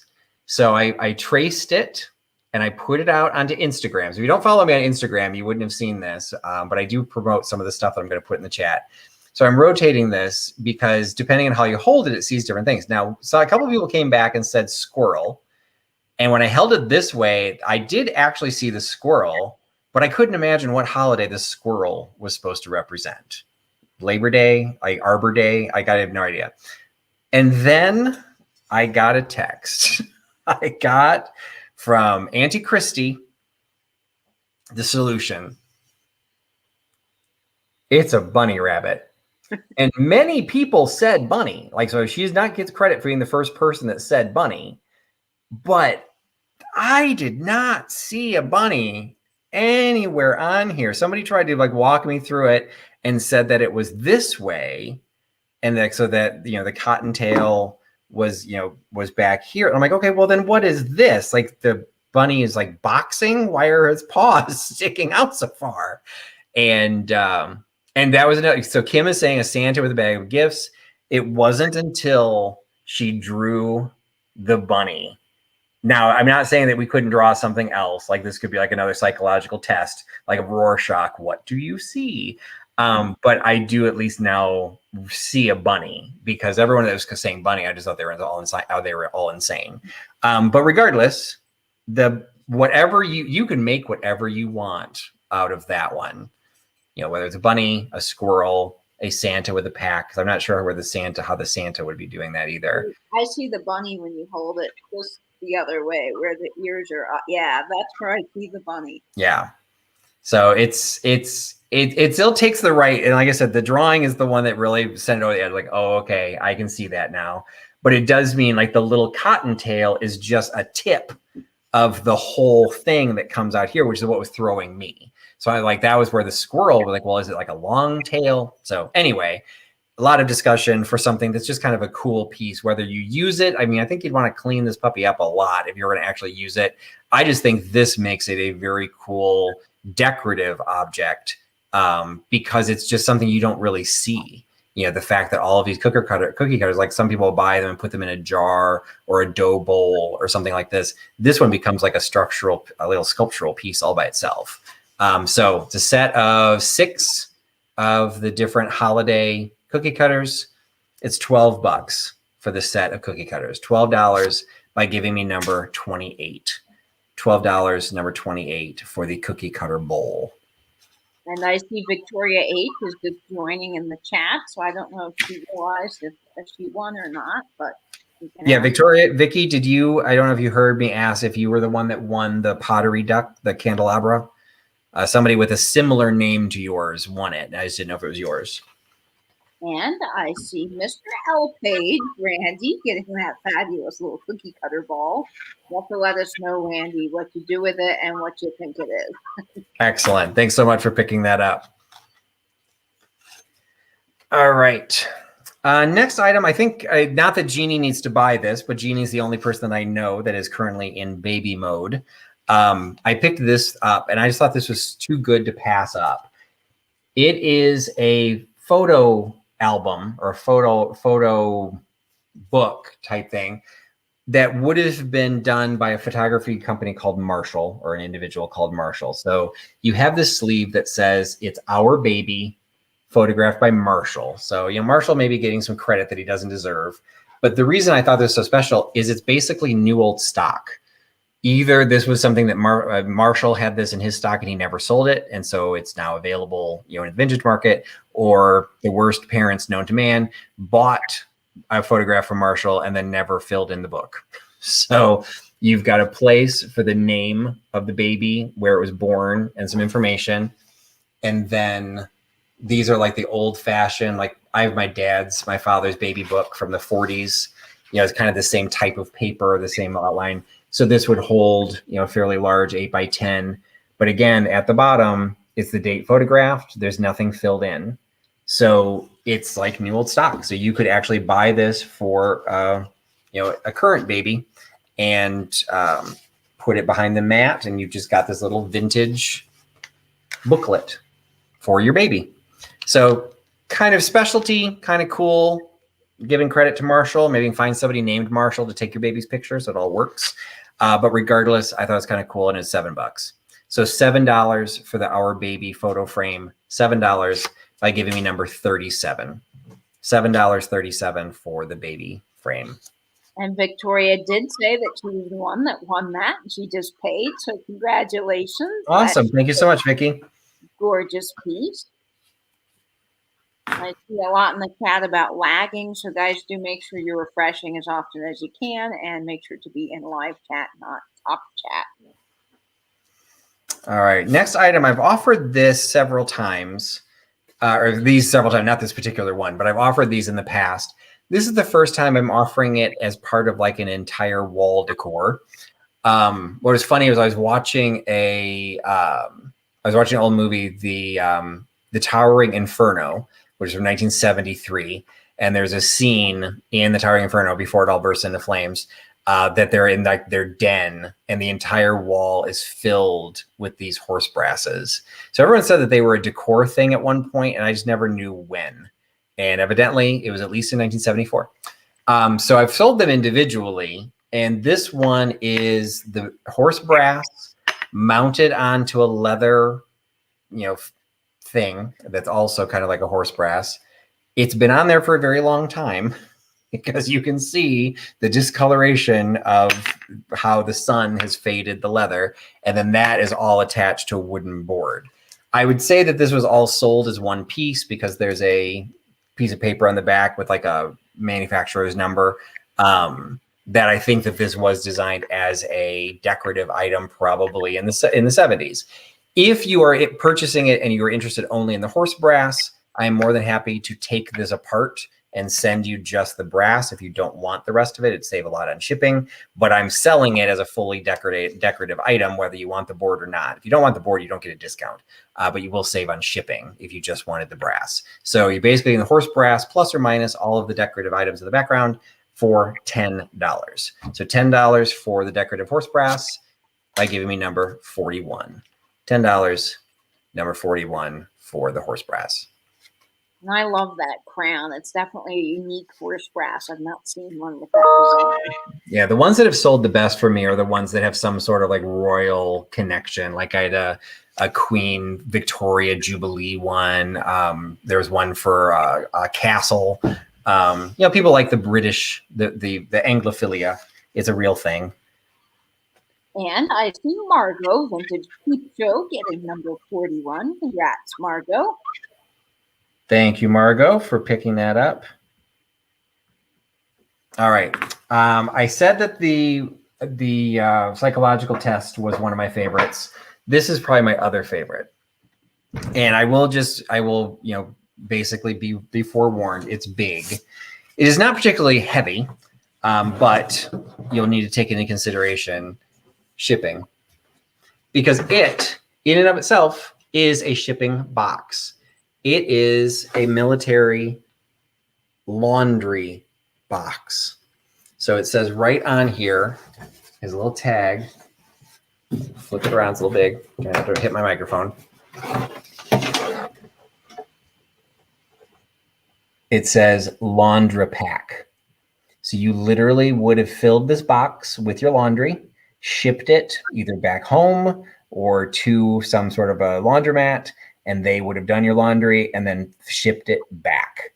So it's like one of those, it's kind of like a fiberboard. Like it's not really cardboard, but it's not really plastic. It's not wood, but it's got the brass accents on the corners. It's got the webbing strap that you would use to strap it together, to keep it shut. It's not heavy by itself, but it probably is like maybe 2 pounds. 2 or 3 pounds empty. I will not ship it, even though it's a shipping container. I will not ship it by itself. I will put it into another box. So the box is going to start getting big. If you buy anything else, I can put it inside, so it doesn't have to be any bigger than that. But so this might, it might cost some money to ship. So just keep that in mind. I'm shipping from Chicago. I will do my best to keep it inexpensive. So I picked that up at the live auction. I think I might have shown that at the farm auction as well. It's super cool. They're regularly sell on eBay. I'm trying to be competitive in the price because of the shipping. Like I recognize it could, if I have to ship it too far, it could add to the cost. So it's only $25. People So want to see the year and they want to see the inside of it. Oh, okay. The year I have absolutely no idea. I would say 40s or 50s, but That's it itself is not marked. So there's nothing on here that would mark it. So this is the top. So you can see the rivets that are holding the little label thing. You know, this is where you put your return address and the address of where you're shipping it. The one still has the little clear plastic cover. This one does not. So just, you know, so be aware of that.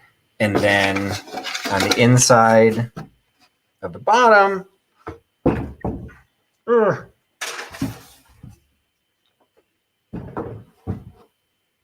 basically looks the same. Got kind of the rivets along the edges holding it together. Not lined or anything. It's like simply a utilitarian box.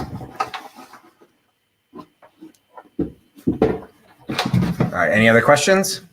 Nope, I think we're all set, and it is a really cool piece. So it's $25 plus the shipping, $25 for the laundry box for number 61.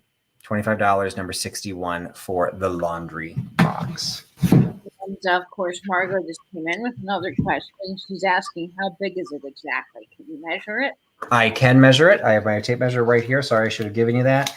Using the top cover, because it's slightly bigger than the bottom one, which fits into it, it is 12 by, that's the short side, by 21.5. And it is 6.5 inches deep. All right. All right.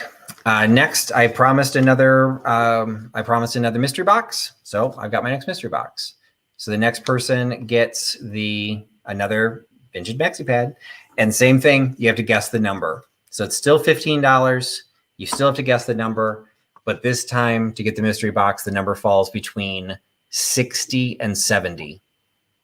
$15 for the next mystery box. The number falls between 60 and 70.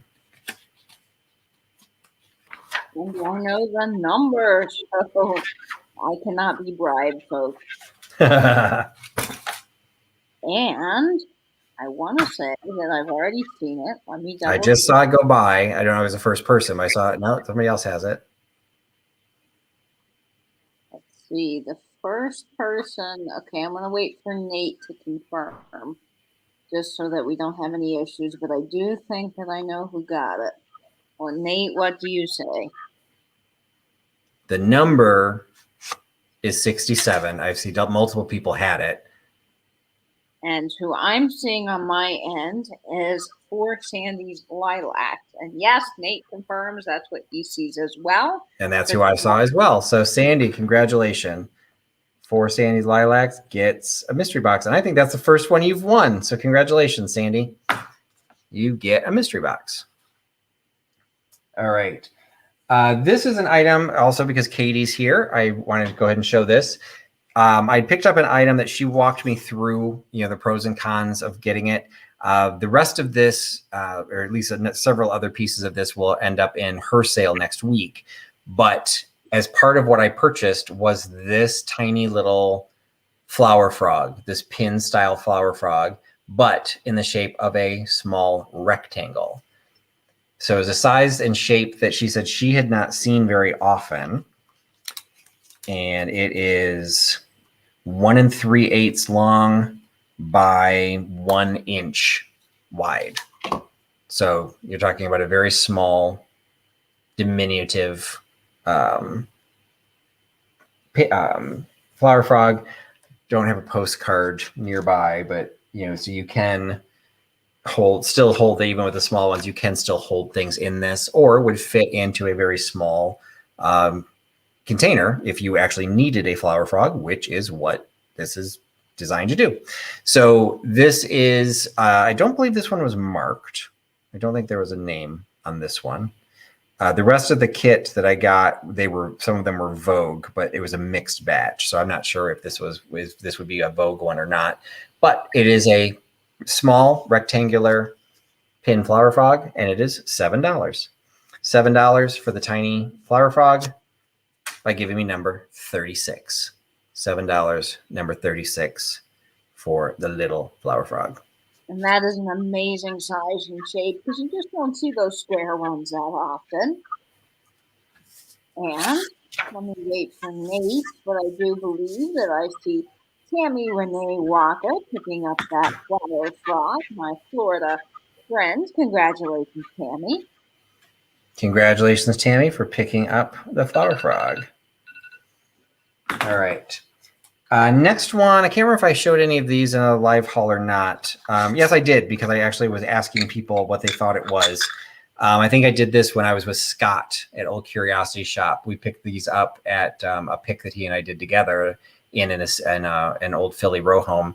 It is a set of, or there are pieces of restaurant ware. It's not necessarily does not go together, but I'm combining them because the colors go together.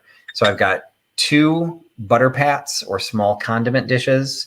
I'm going to lean toward condiment dishes because then it makes sense with what I've got here. So the 2 small plates are both marked 1940 from the Bailey Walker vitrified china, Bedford, Ohio. So both of these are marked 1940, and they both have the green border on them. And I'm combining those with this piece, which is from Mayer China, M-A-Y-E-R, Mayer or Meyer. Somebody corrected me in the chat because I said it wrong the first time, but now I can't remember which is the right one. But the question at the time was, what is this? So what came back was possibly a horseradish dish. So I don't know, have you seen that type of a shape, Katie, with that type of a lid with the bowl? I've seen the lids with the little spoon, but they're typically more Japanese in style. So I don't really know what that would be for, but a lot of people are saying mustard, and that could be. Yeah, the mustard ones I'm used to seeing that would have the little slot and then a separate spoon coming out. He picked up something at the same place that had, it actually said right on the front, jam. So maybe it was jam. So maybe it's a jam jar, but whatever it is marked. The pattern is Nassau. So I found the pattern, I found the company, I found all the information, but I never found what this was considered in the Mayer catalog. And other than the one that said jam, it could be jam, could be anything. It's just, I find it's odd because the spoon will not go all the way to the bottom. So like you would have stuff left over. What's that, Katie? Well, you wouldn't be able to get all the jam out, I don't think. Exactly. So I don't know. But anyway, it's the same green color as the 2 condiment / butter pat dishes, all restaurant ware. So I'm selling all 3 of the pieces together, and you get the full set for only $14. So $14 for the 3 pieces of restaurant ware, $14 by giving me number 44. And I have heard Mayer China, so I'm assuming that that's the correct terminology there. I think so it's M-A-Y-E-R, and it does not have the city where it was made. The pattern is Nassau, but it doesn't actually say something in Hobart Company, but it doesn't say where it was done. And I see 4 Sandy Lilac picking up number 4. Congrats, 44. Congrats, Sandy. Great. Sandy's got the fast internet tonight. She always thinks that she's lagging, so she's picking up a lot. You're doing great, Sandy, and everyone refresh. All right. Next item, going back to a piece of metalware. This I picked up.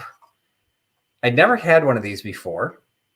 And it is a old 70s music box, the shape of a farm windmill.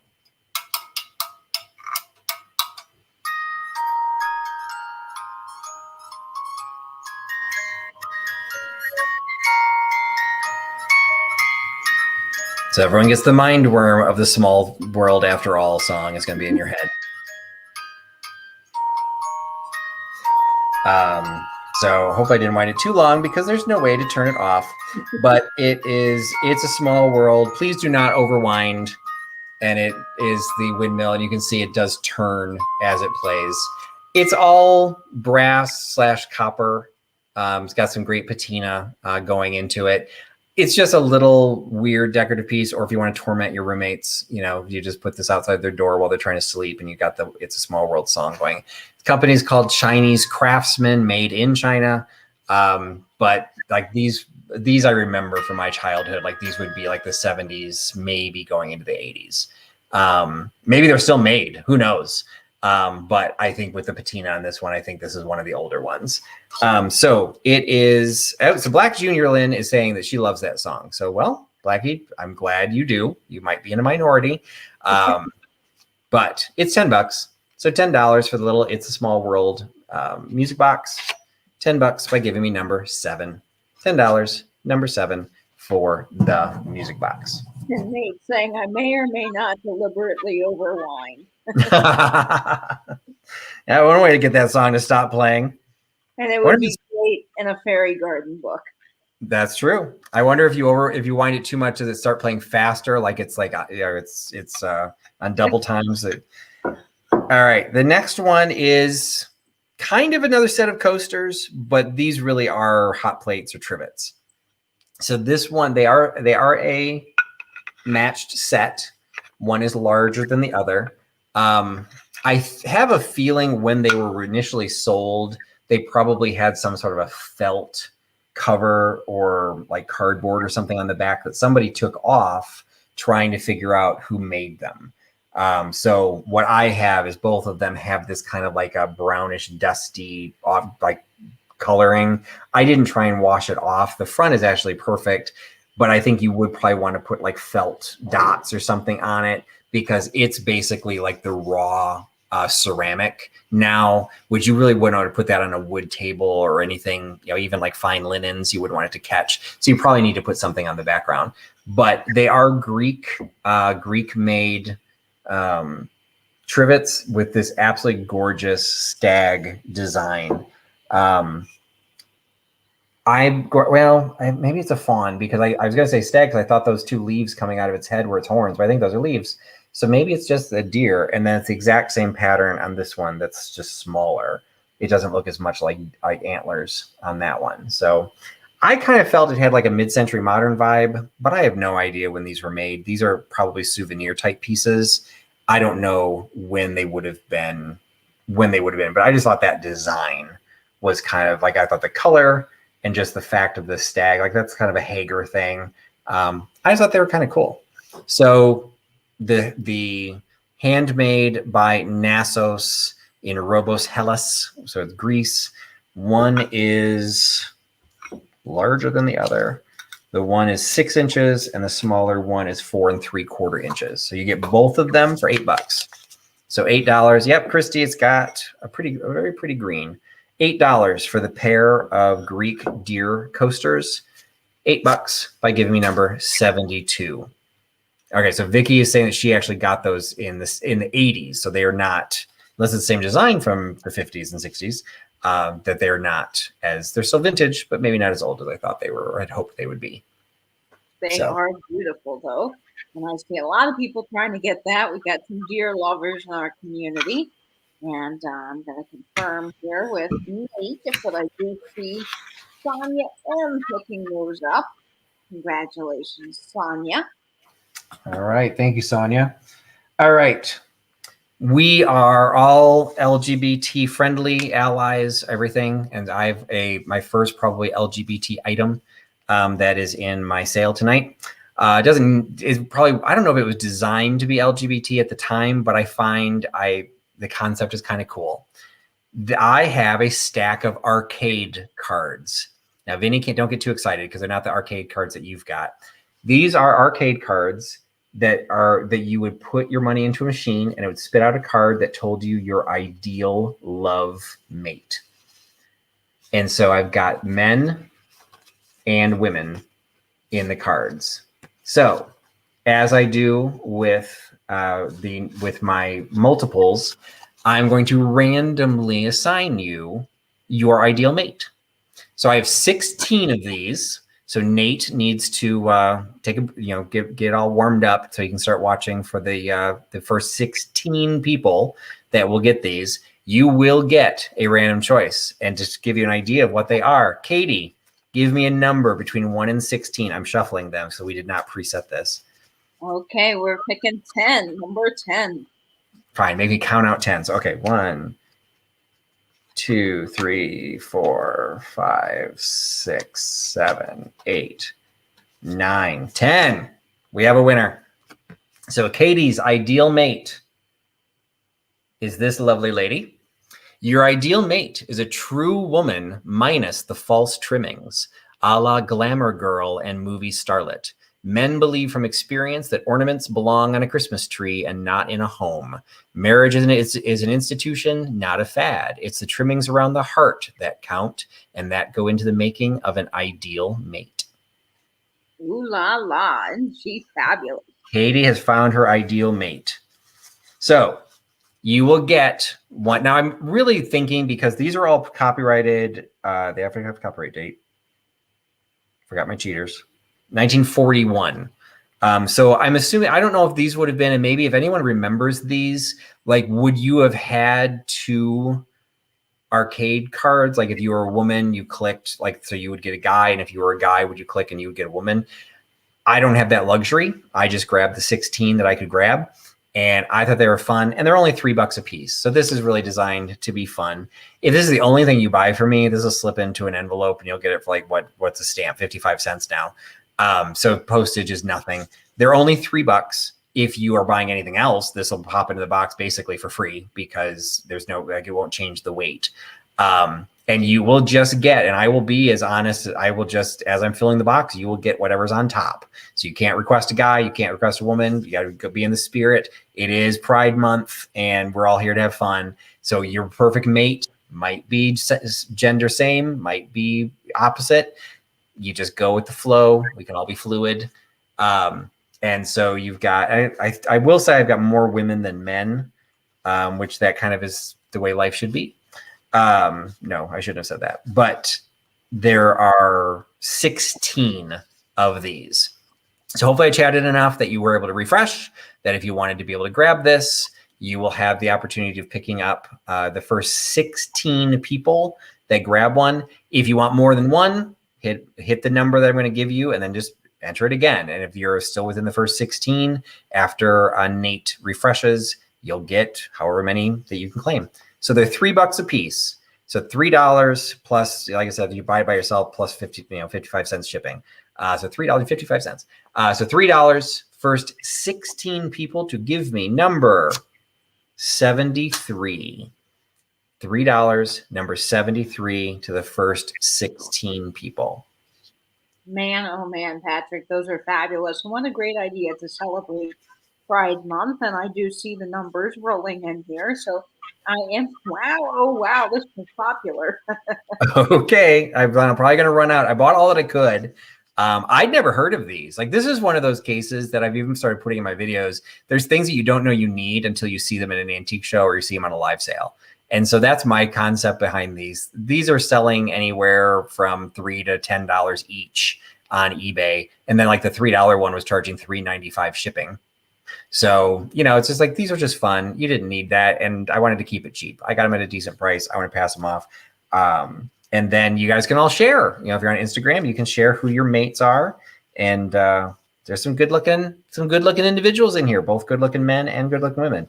Now there's a couple of guys in here that I'm not sure he's supposed to be your ideal mate. He's looking a little leering. But you never know. It's like, it's one who doesn't wear out when newness wears off. That's very No comment on that one. So first 16, we will let trying to chat up a little bit so that Nate can figure out and then do his screenshots. So once we get those 16, we will. Nate started putting in. So we have 73 goes to Found Again, Kelly, Tammy Renee Walker, Carrie, KCATX, Karen Dondelinger, Mickey, Thrifting in the Holler, Calypso Cat again, Auntie Christy, Book Bewitched, and Nettie, We also have Halem Missy, Classic Old Soul, Ancestral Beginnings, Margot, Vintage Peep Show, Vintage Love and Nerd, Elisa at Moonstruck Vintage. Oh, Elisa is here. Hey, I had a piece of, well, it's actually still right here, a piece of Vitri pottery. It actually didn't sell, but I said that was your last name. So, okay, well, thank you. I hope you guys all enjoy them. I thank you so much, Kelly, for joining. Hope you're feeling better. Send me an email because I actually still have an item that you picked up a while ago that I was going to drop off for you, but I didn't want to do that, until like you were able to have visitors and stuff like that. So just drop me a quick note and we can coordinate that because I want to get you that item that you paid for a long time ago. I just never could get it into your hands. All right. Another item. I only got a few things left. This one, again, if you saw me on, follow my Instagram, you would have seen these promoted. It is, and it's just out of sheer coincidence because I picked them up in 2 different locations. I have another Sesame Street themed lot. So what these are their little picture frames that have, there's no glass, there's no plastic. I don't know if they ever would have had, but it would hold a small, didn't measure it, like 2 1/4 by 2 1/4, maybe 2 by 2 little picture that slides in. You can see there's a little gap there in the back. It slides in from the top and it just sits in there. And these were purchased. You can still see the little, and some of them, the little base piece is still taped onto it.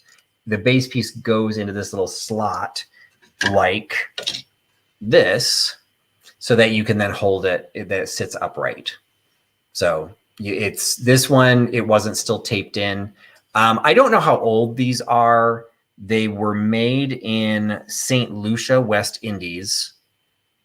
I didn't know St. Lucia, West Indies made anything. So I don't think they're like super, super old. They were sold at the Sesame Street General Store. I don't know where that would be. And at the time they were sold, they were only $1.95. And I would think anything like this sold at a Disney store or a Sesame Street store now would be like $20. So I'm assuming that these are probably, I'm thinking 90s, maybe 2000s, but I'm thinking 90s. Anyway, I have 2 sets. So I've got Cookie Monster, I've got Big Bird, and I've got Ernie painting. All 3 of these have their little prong things on the back. So all 3 of these work, and I have 1 entirely other set. So Lois is saying 80s. I would not argue that at all. So the 3 of these are in 1 set, and I have 2 complete sets available. So the first 2 people that give me this number will get a set of the 3 Sesame Street frames. And the set of 3 is $10. So $10 for the set of 3 Sesame Street frames. The first 2 people that give me the number will get a set. I've got 2 complete sets. $10 by giving me number 63. $10, 63 for the set of Sesame Street picture frames. All right. I mentioned that I had other Wade pieces. I do actually have one here in the sale, another piece here in the sale. So what I've got here was also promoted on my Instagram channel. It's a little clover piece, like a little clover trinket dish with a pixie on it. So when I researched this, some people said he was a leprechaun, which makes sense in the sense that he's sitting in a clover. But I don't know. Like, to me, that, like with that little hat thing, I would think that I would say that's a pixie. But I don't know. What do you think, Katie? I think he's a pixie. I think he's a little pixie, but he could be whatever you want him to be. Exactly. So it's just this tiny little, he's like this tiny, tiny little figure sitting in this little tiny dish. It is Wade, made in Ireland by Wade Cormac. I do not know my Wade specifics, so I'm not sure if that's like a subsection of theirs. I'm not sure. So that is, but it's definitely Wade. I picked these up from a Wade collector. This one, there's a couple of pieces and you can kind of see there's some discoloring in it, but you can see the glaze kind of bled through it. It seems a little rough, but there's glaze in the roughness. So I think that it was rough when it got painted because that's why the inside glaze kind of started dripping down to the backside. So there's no like cracks. I won't swear these aren't chips, but if they're chips, I think they were made prior to, they're like manufacturing defects because they don't feel rough. So anyway, it's just a cute the little pixie dish. Like I said, I did find him online, and several of them are calling them leprechauns, which would make sense, but I don't see a leprechaun being dressed in blue. But I don't know. Like everyone's saying, whatever, he's cute. So you can have the cute little mini man sitting on a stump for $15. So the Wade pixie dish, leprechaun, etc., $15 by giving me number 23. $15, 23 for the mini dish. And Christina Taylor is getting one set of number 63. Congratulations, Christina. Thank you, Christina, for picking up a set of the Sesame Street. And I see a lot of people really interested in that beautiful Wade piece. And I see Karen Gondoling her picking it up at number 23. And a little note to Margot, Vintage Show, we are checking to make sure you got a second one of those 1940s cards. I'm not sure if you did or not, but Nate did a great job capturing it all, so he will get back with us momentarily. All right, next piece is a little Toby mug. This I picked up on my trip out east. It is a Lancaster's Limited, Hanley, England, registration applied for. So I liked this one is because I think it's a little bit older than some of the others because the design hasn't been approved yet. It's been applied for. It does say Queen Bess right on the bottom. So you've got the Queen Elizabeth, and it's just a little Toby mug in the shape of Queen Elizabeth I with the ruffle collar and everything. So Nate wants Katie to monitor the next one so he can go back and check the chat. So this is the Queen Bess Toby mug. It is small. It's only like 2 3/4 inches tall, but it is also only $10. So $10 for the little Queen Elizabeth Toby mug, $10 from Lancaster, giving me number 32. $10, number 32 for the little Queen Bess mug. Very neat. And Nate, I've got you covered. No worries there. All right. Next is another piece that I had in my Instagram. This is a blown glass vase. I'm actually noticing it for the first time as I'm seeing the light kind of come through it. It has, at the very, very top, you can see the slight change of color from the ruby red to the very top. And I'm like, I don't know if that's really Amberina because it's kind of more clear. But as I'm looking at the light through it, where the like the shoulder is, it's also got a little bit of the amber color kind of coming through. So I had said this was a ruby red, and you can see on the screen, you can see like right around the edges, there's a little bit of that amber color. So I thought it was just ruby red, but now I'm thinking it's actually Amberina. It is blown glass. It has the original pontil. It was not polished down. I have no idea who made this. Somebody commented that they felt that this was a very, very old piece, but glass has been manufactured the same way for a very long time. So I have no way of knowing. It's got kind of a textured design, kind of a little bit of the crackle design, but it's not the tight crackle like Kanawha or some of the other glass makers that did crackle glass. This just has like almost like a leathered crocodile type texture to it. Trying to show it there with in the reflection, and then it's got this cool neck, the glass applied to the neck, going all the way around with that swirl pattern, and then the ruffled top. So pretty cool piece in my opinion. And I lost the tag. All right, so the glass vase, ruby / Amberina. is $15. $15 for the little ruby red glass vase, and you can have it by giving me number 19. $15, number 19 for the ruby red glass.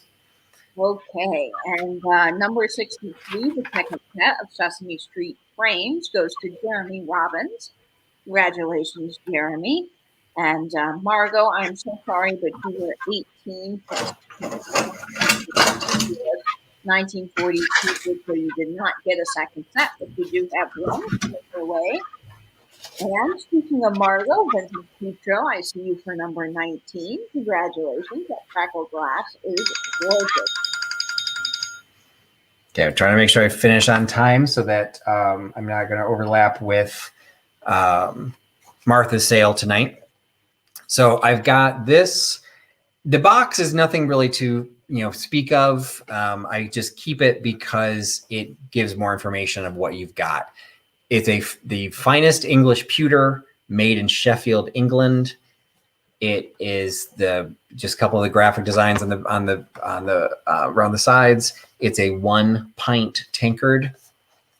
It's not indicate when it was made, but I would say with that art, 60s, 70s. What do you think, Katie? I think 60s and 70s probably again for that. And was I on mute for a while? Did you hear my last messages? Yes, you were saying that somebody did not get the second card. Okay, very good. We're all up to date. Fantastic. Yeah, and then Nate just also underscored that as well. So anyway, so this is a pewter tankard. It has the original polishing cloth that came with it. It's a little ratty. And the box, the lid has come off. It's sitting in the very bottom. So the box, again, is not anything worth writing home about, but I will include the box because it does give, some additional information about what you've got. It's a pretty decent size, a pretty decent weight.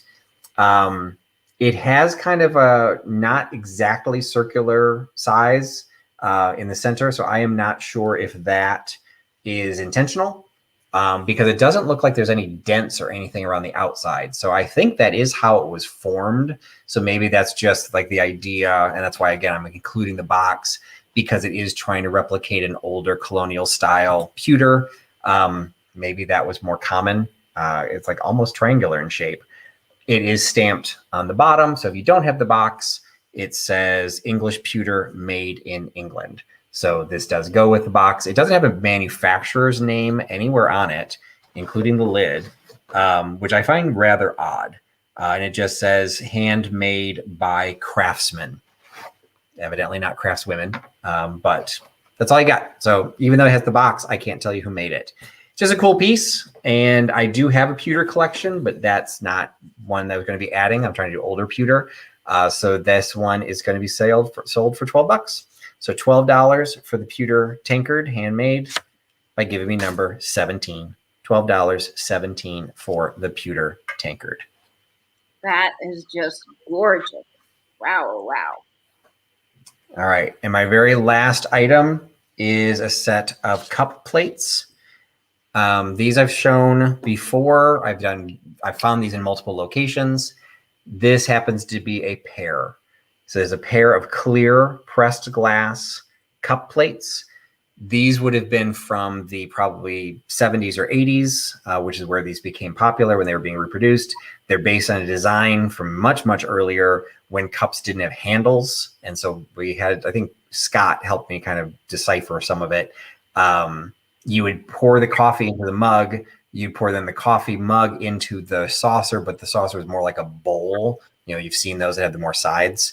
But then you had to put your cup somewhere, after you poured it out into the saucer, because then you drank from the saucer when it cooled.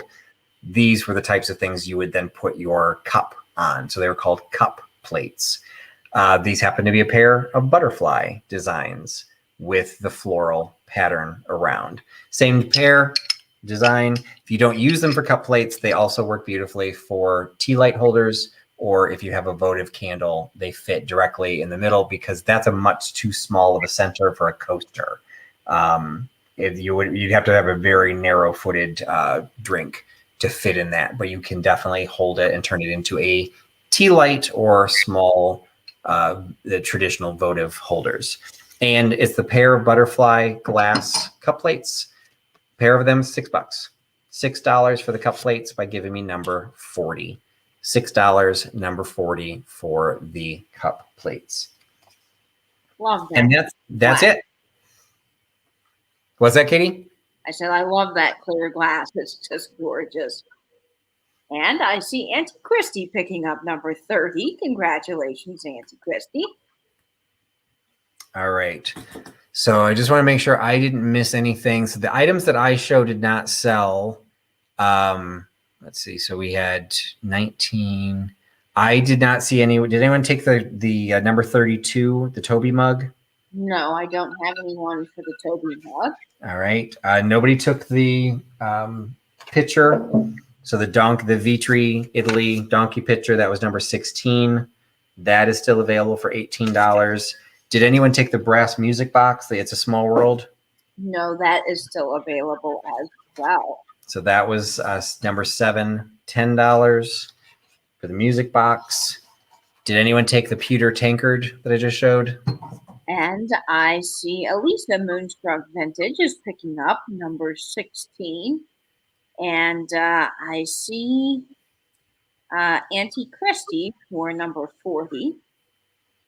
I got Auntie Christy for the cup plates. Did anyone pick up number 17, the pewter tankard? And okay, there seems to be some confusion here about number 30. Was number 30 the tankard? I did not have a number 30. Okay, Nate's saying number 40, not number 30. Okay, yeah, somebody I think typed in 30 when everyone else was typing in number 40. Oh, I see why. Okay, Kelly at Found Again does get the last piece that was supposed to be number 40. I misread Auntie Christie's name. She was first, but she typed in the wrong number. I'm sorry, Auntie Christie. And no one got number 17. Okay, so number 40, the clear glass cup plates, those went to Found Again, Kelly? Yes, that is correct. Okay. Oh, and I see Proud American wants number 17. Oh, okay. Proud American, congratulations. All right, so then it was just the Toby mug, which was $10, and the baby photo frame, which was $7. Those are the only two things. Oh, and the luggage, or I don't think the box sold. The laundry box didn't sell, did it? Yeah, laundry box didn't sell either. That is still available. Yeah, so those are the ones. So those are what's left. The laundry box, if you want me to see it, that was number 61 for $25. But again, it's big. So that may have been what killed people wanting that. But I really appreciate all of you joining the sale. Brooke Lagan would like number 7. And Karen Dondelinger would like number 37. Okay, so Brooke gets the brass music box, and Karen gets the baby photo frame. Awesome. All right, so the only two things I didn't have sell was the Queen Bess Toby mug for $10 and the laundry box for $25. So if anyone wants those, let me know later. And I'm sorry, it looks like Andy, you just missed 37 went to Karen Dondelinger. All right, so we got a lot of new names coming in that I don't recognize. So I apologize that you're new if you're new and you're missing out. But that's pretty much. I'm going to wrap things up because Martha should be starting. So what's Martha's channel again, Katie? Martha is Vintage Conversation. I just popped her into the chat there. Awesome. We'll go on over to her sale next. Yeah, so she will be doing hers starting basically right now. So I apologize that I ran a little bit late. We got a little chatty at the beginning. And then do we know if Nancy is still doing hers at 11 p.m.? Nancy is still on bed rest. So as far as I know, she is not doing anything, but make sure you go check out this Overstuffed House. Hit the bell to stay tuned for updates on that. Yep. And so that's it for tonight. So thank you, everyone. I will hopefully get invoices out by this weekend. My goal is always get them out by Saturday night so that I can start shipping on Monday. If you don't hear from me by Sunday, reach out to me because maybe I didn't get your email or you got mine went in your spam, whatever. So usually by Sunday, if you haven't heard from me, something's probably wrong. or I just got really busy and that's what went wrong. But thank you, Nate, for keep holding down the fort. I will make sure I get all the notes that we have of who got the your perfect mate. Soul Nate picked out everybody's mates, so we will figure out the 16 people that got those. Because you said there was a question, but we'll make sure I've got the most up-to-date ones. And appreciate then Katie hanging out in the chat. So again, don't forget next Wednesday, start out with Katie's channel at 9:30 will be her show and tell with Dee from the Thrill of the Thrift showing off her head vases. And then at 10:30, we will have a sale. I will be on Katie's channel selling on her channel. And then again, my sale next Thursday, I'll be back. And the item that is selling on my eBay auction right now, just a reminder, is the peacock mayo bowl. So it's got the peacock design with both the bowl and the underplate. That is on my eBay auction right now. That will end in the middle of my sale next week. So once again, thanks everyone for joining. Sorry for those of you who missed out. Halem, the sale it's on now is it's Martha from what's the channel? Conversation. Vintage Conversation. So yeah, hop on over to her channel. She's got some great stuff. She did your show and tell with. She was the one that did it on patterns, right? On sewing. Yeah, that was Martha. She did the sewing pattern. Yeah, so she's the one who's got her sale now. And thanks again, everyone. Thanks for giving us your time. Thanks for putting your trust in Trusty Huckster. Have a great night, everybody. Bye, friends. Bye-bye.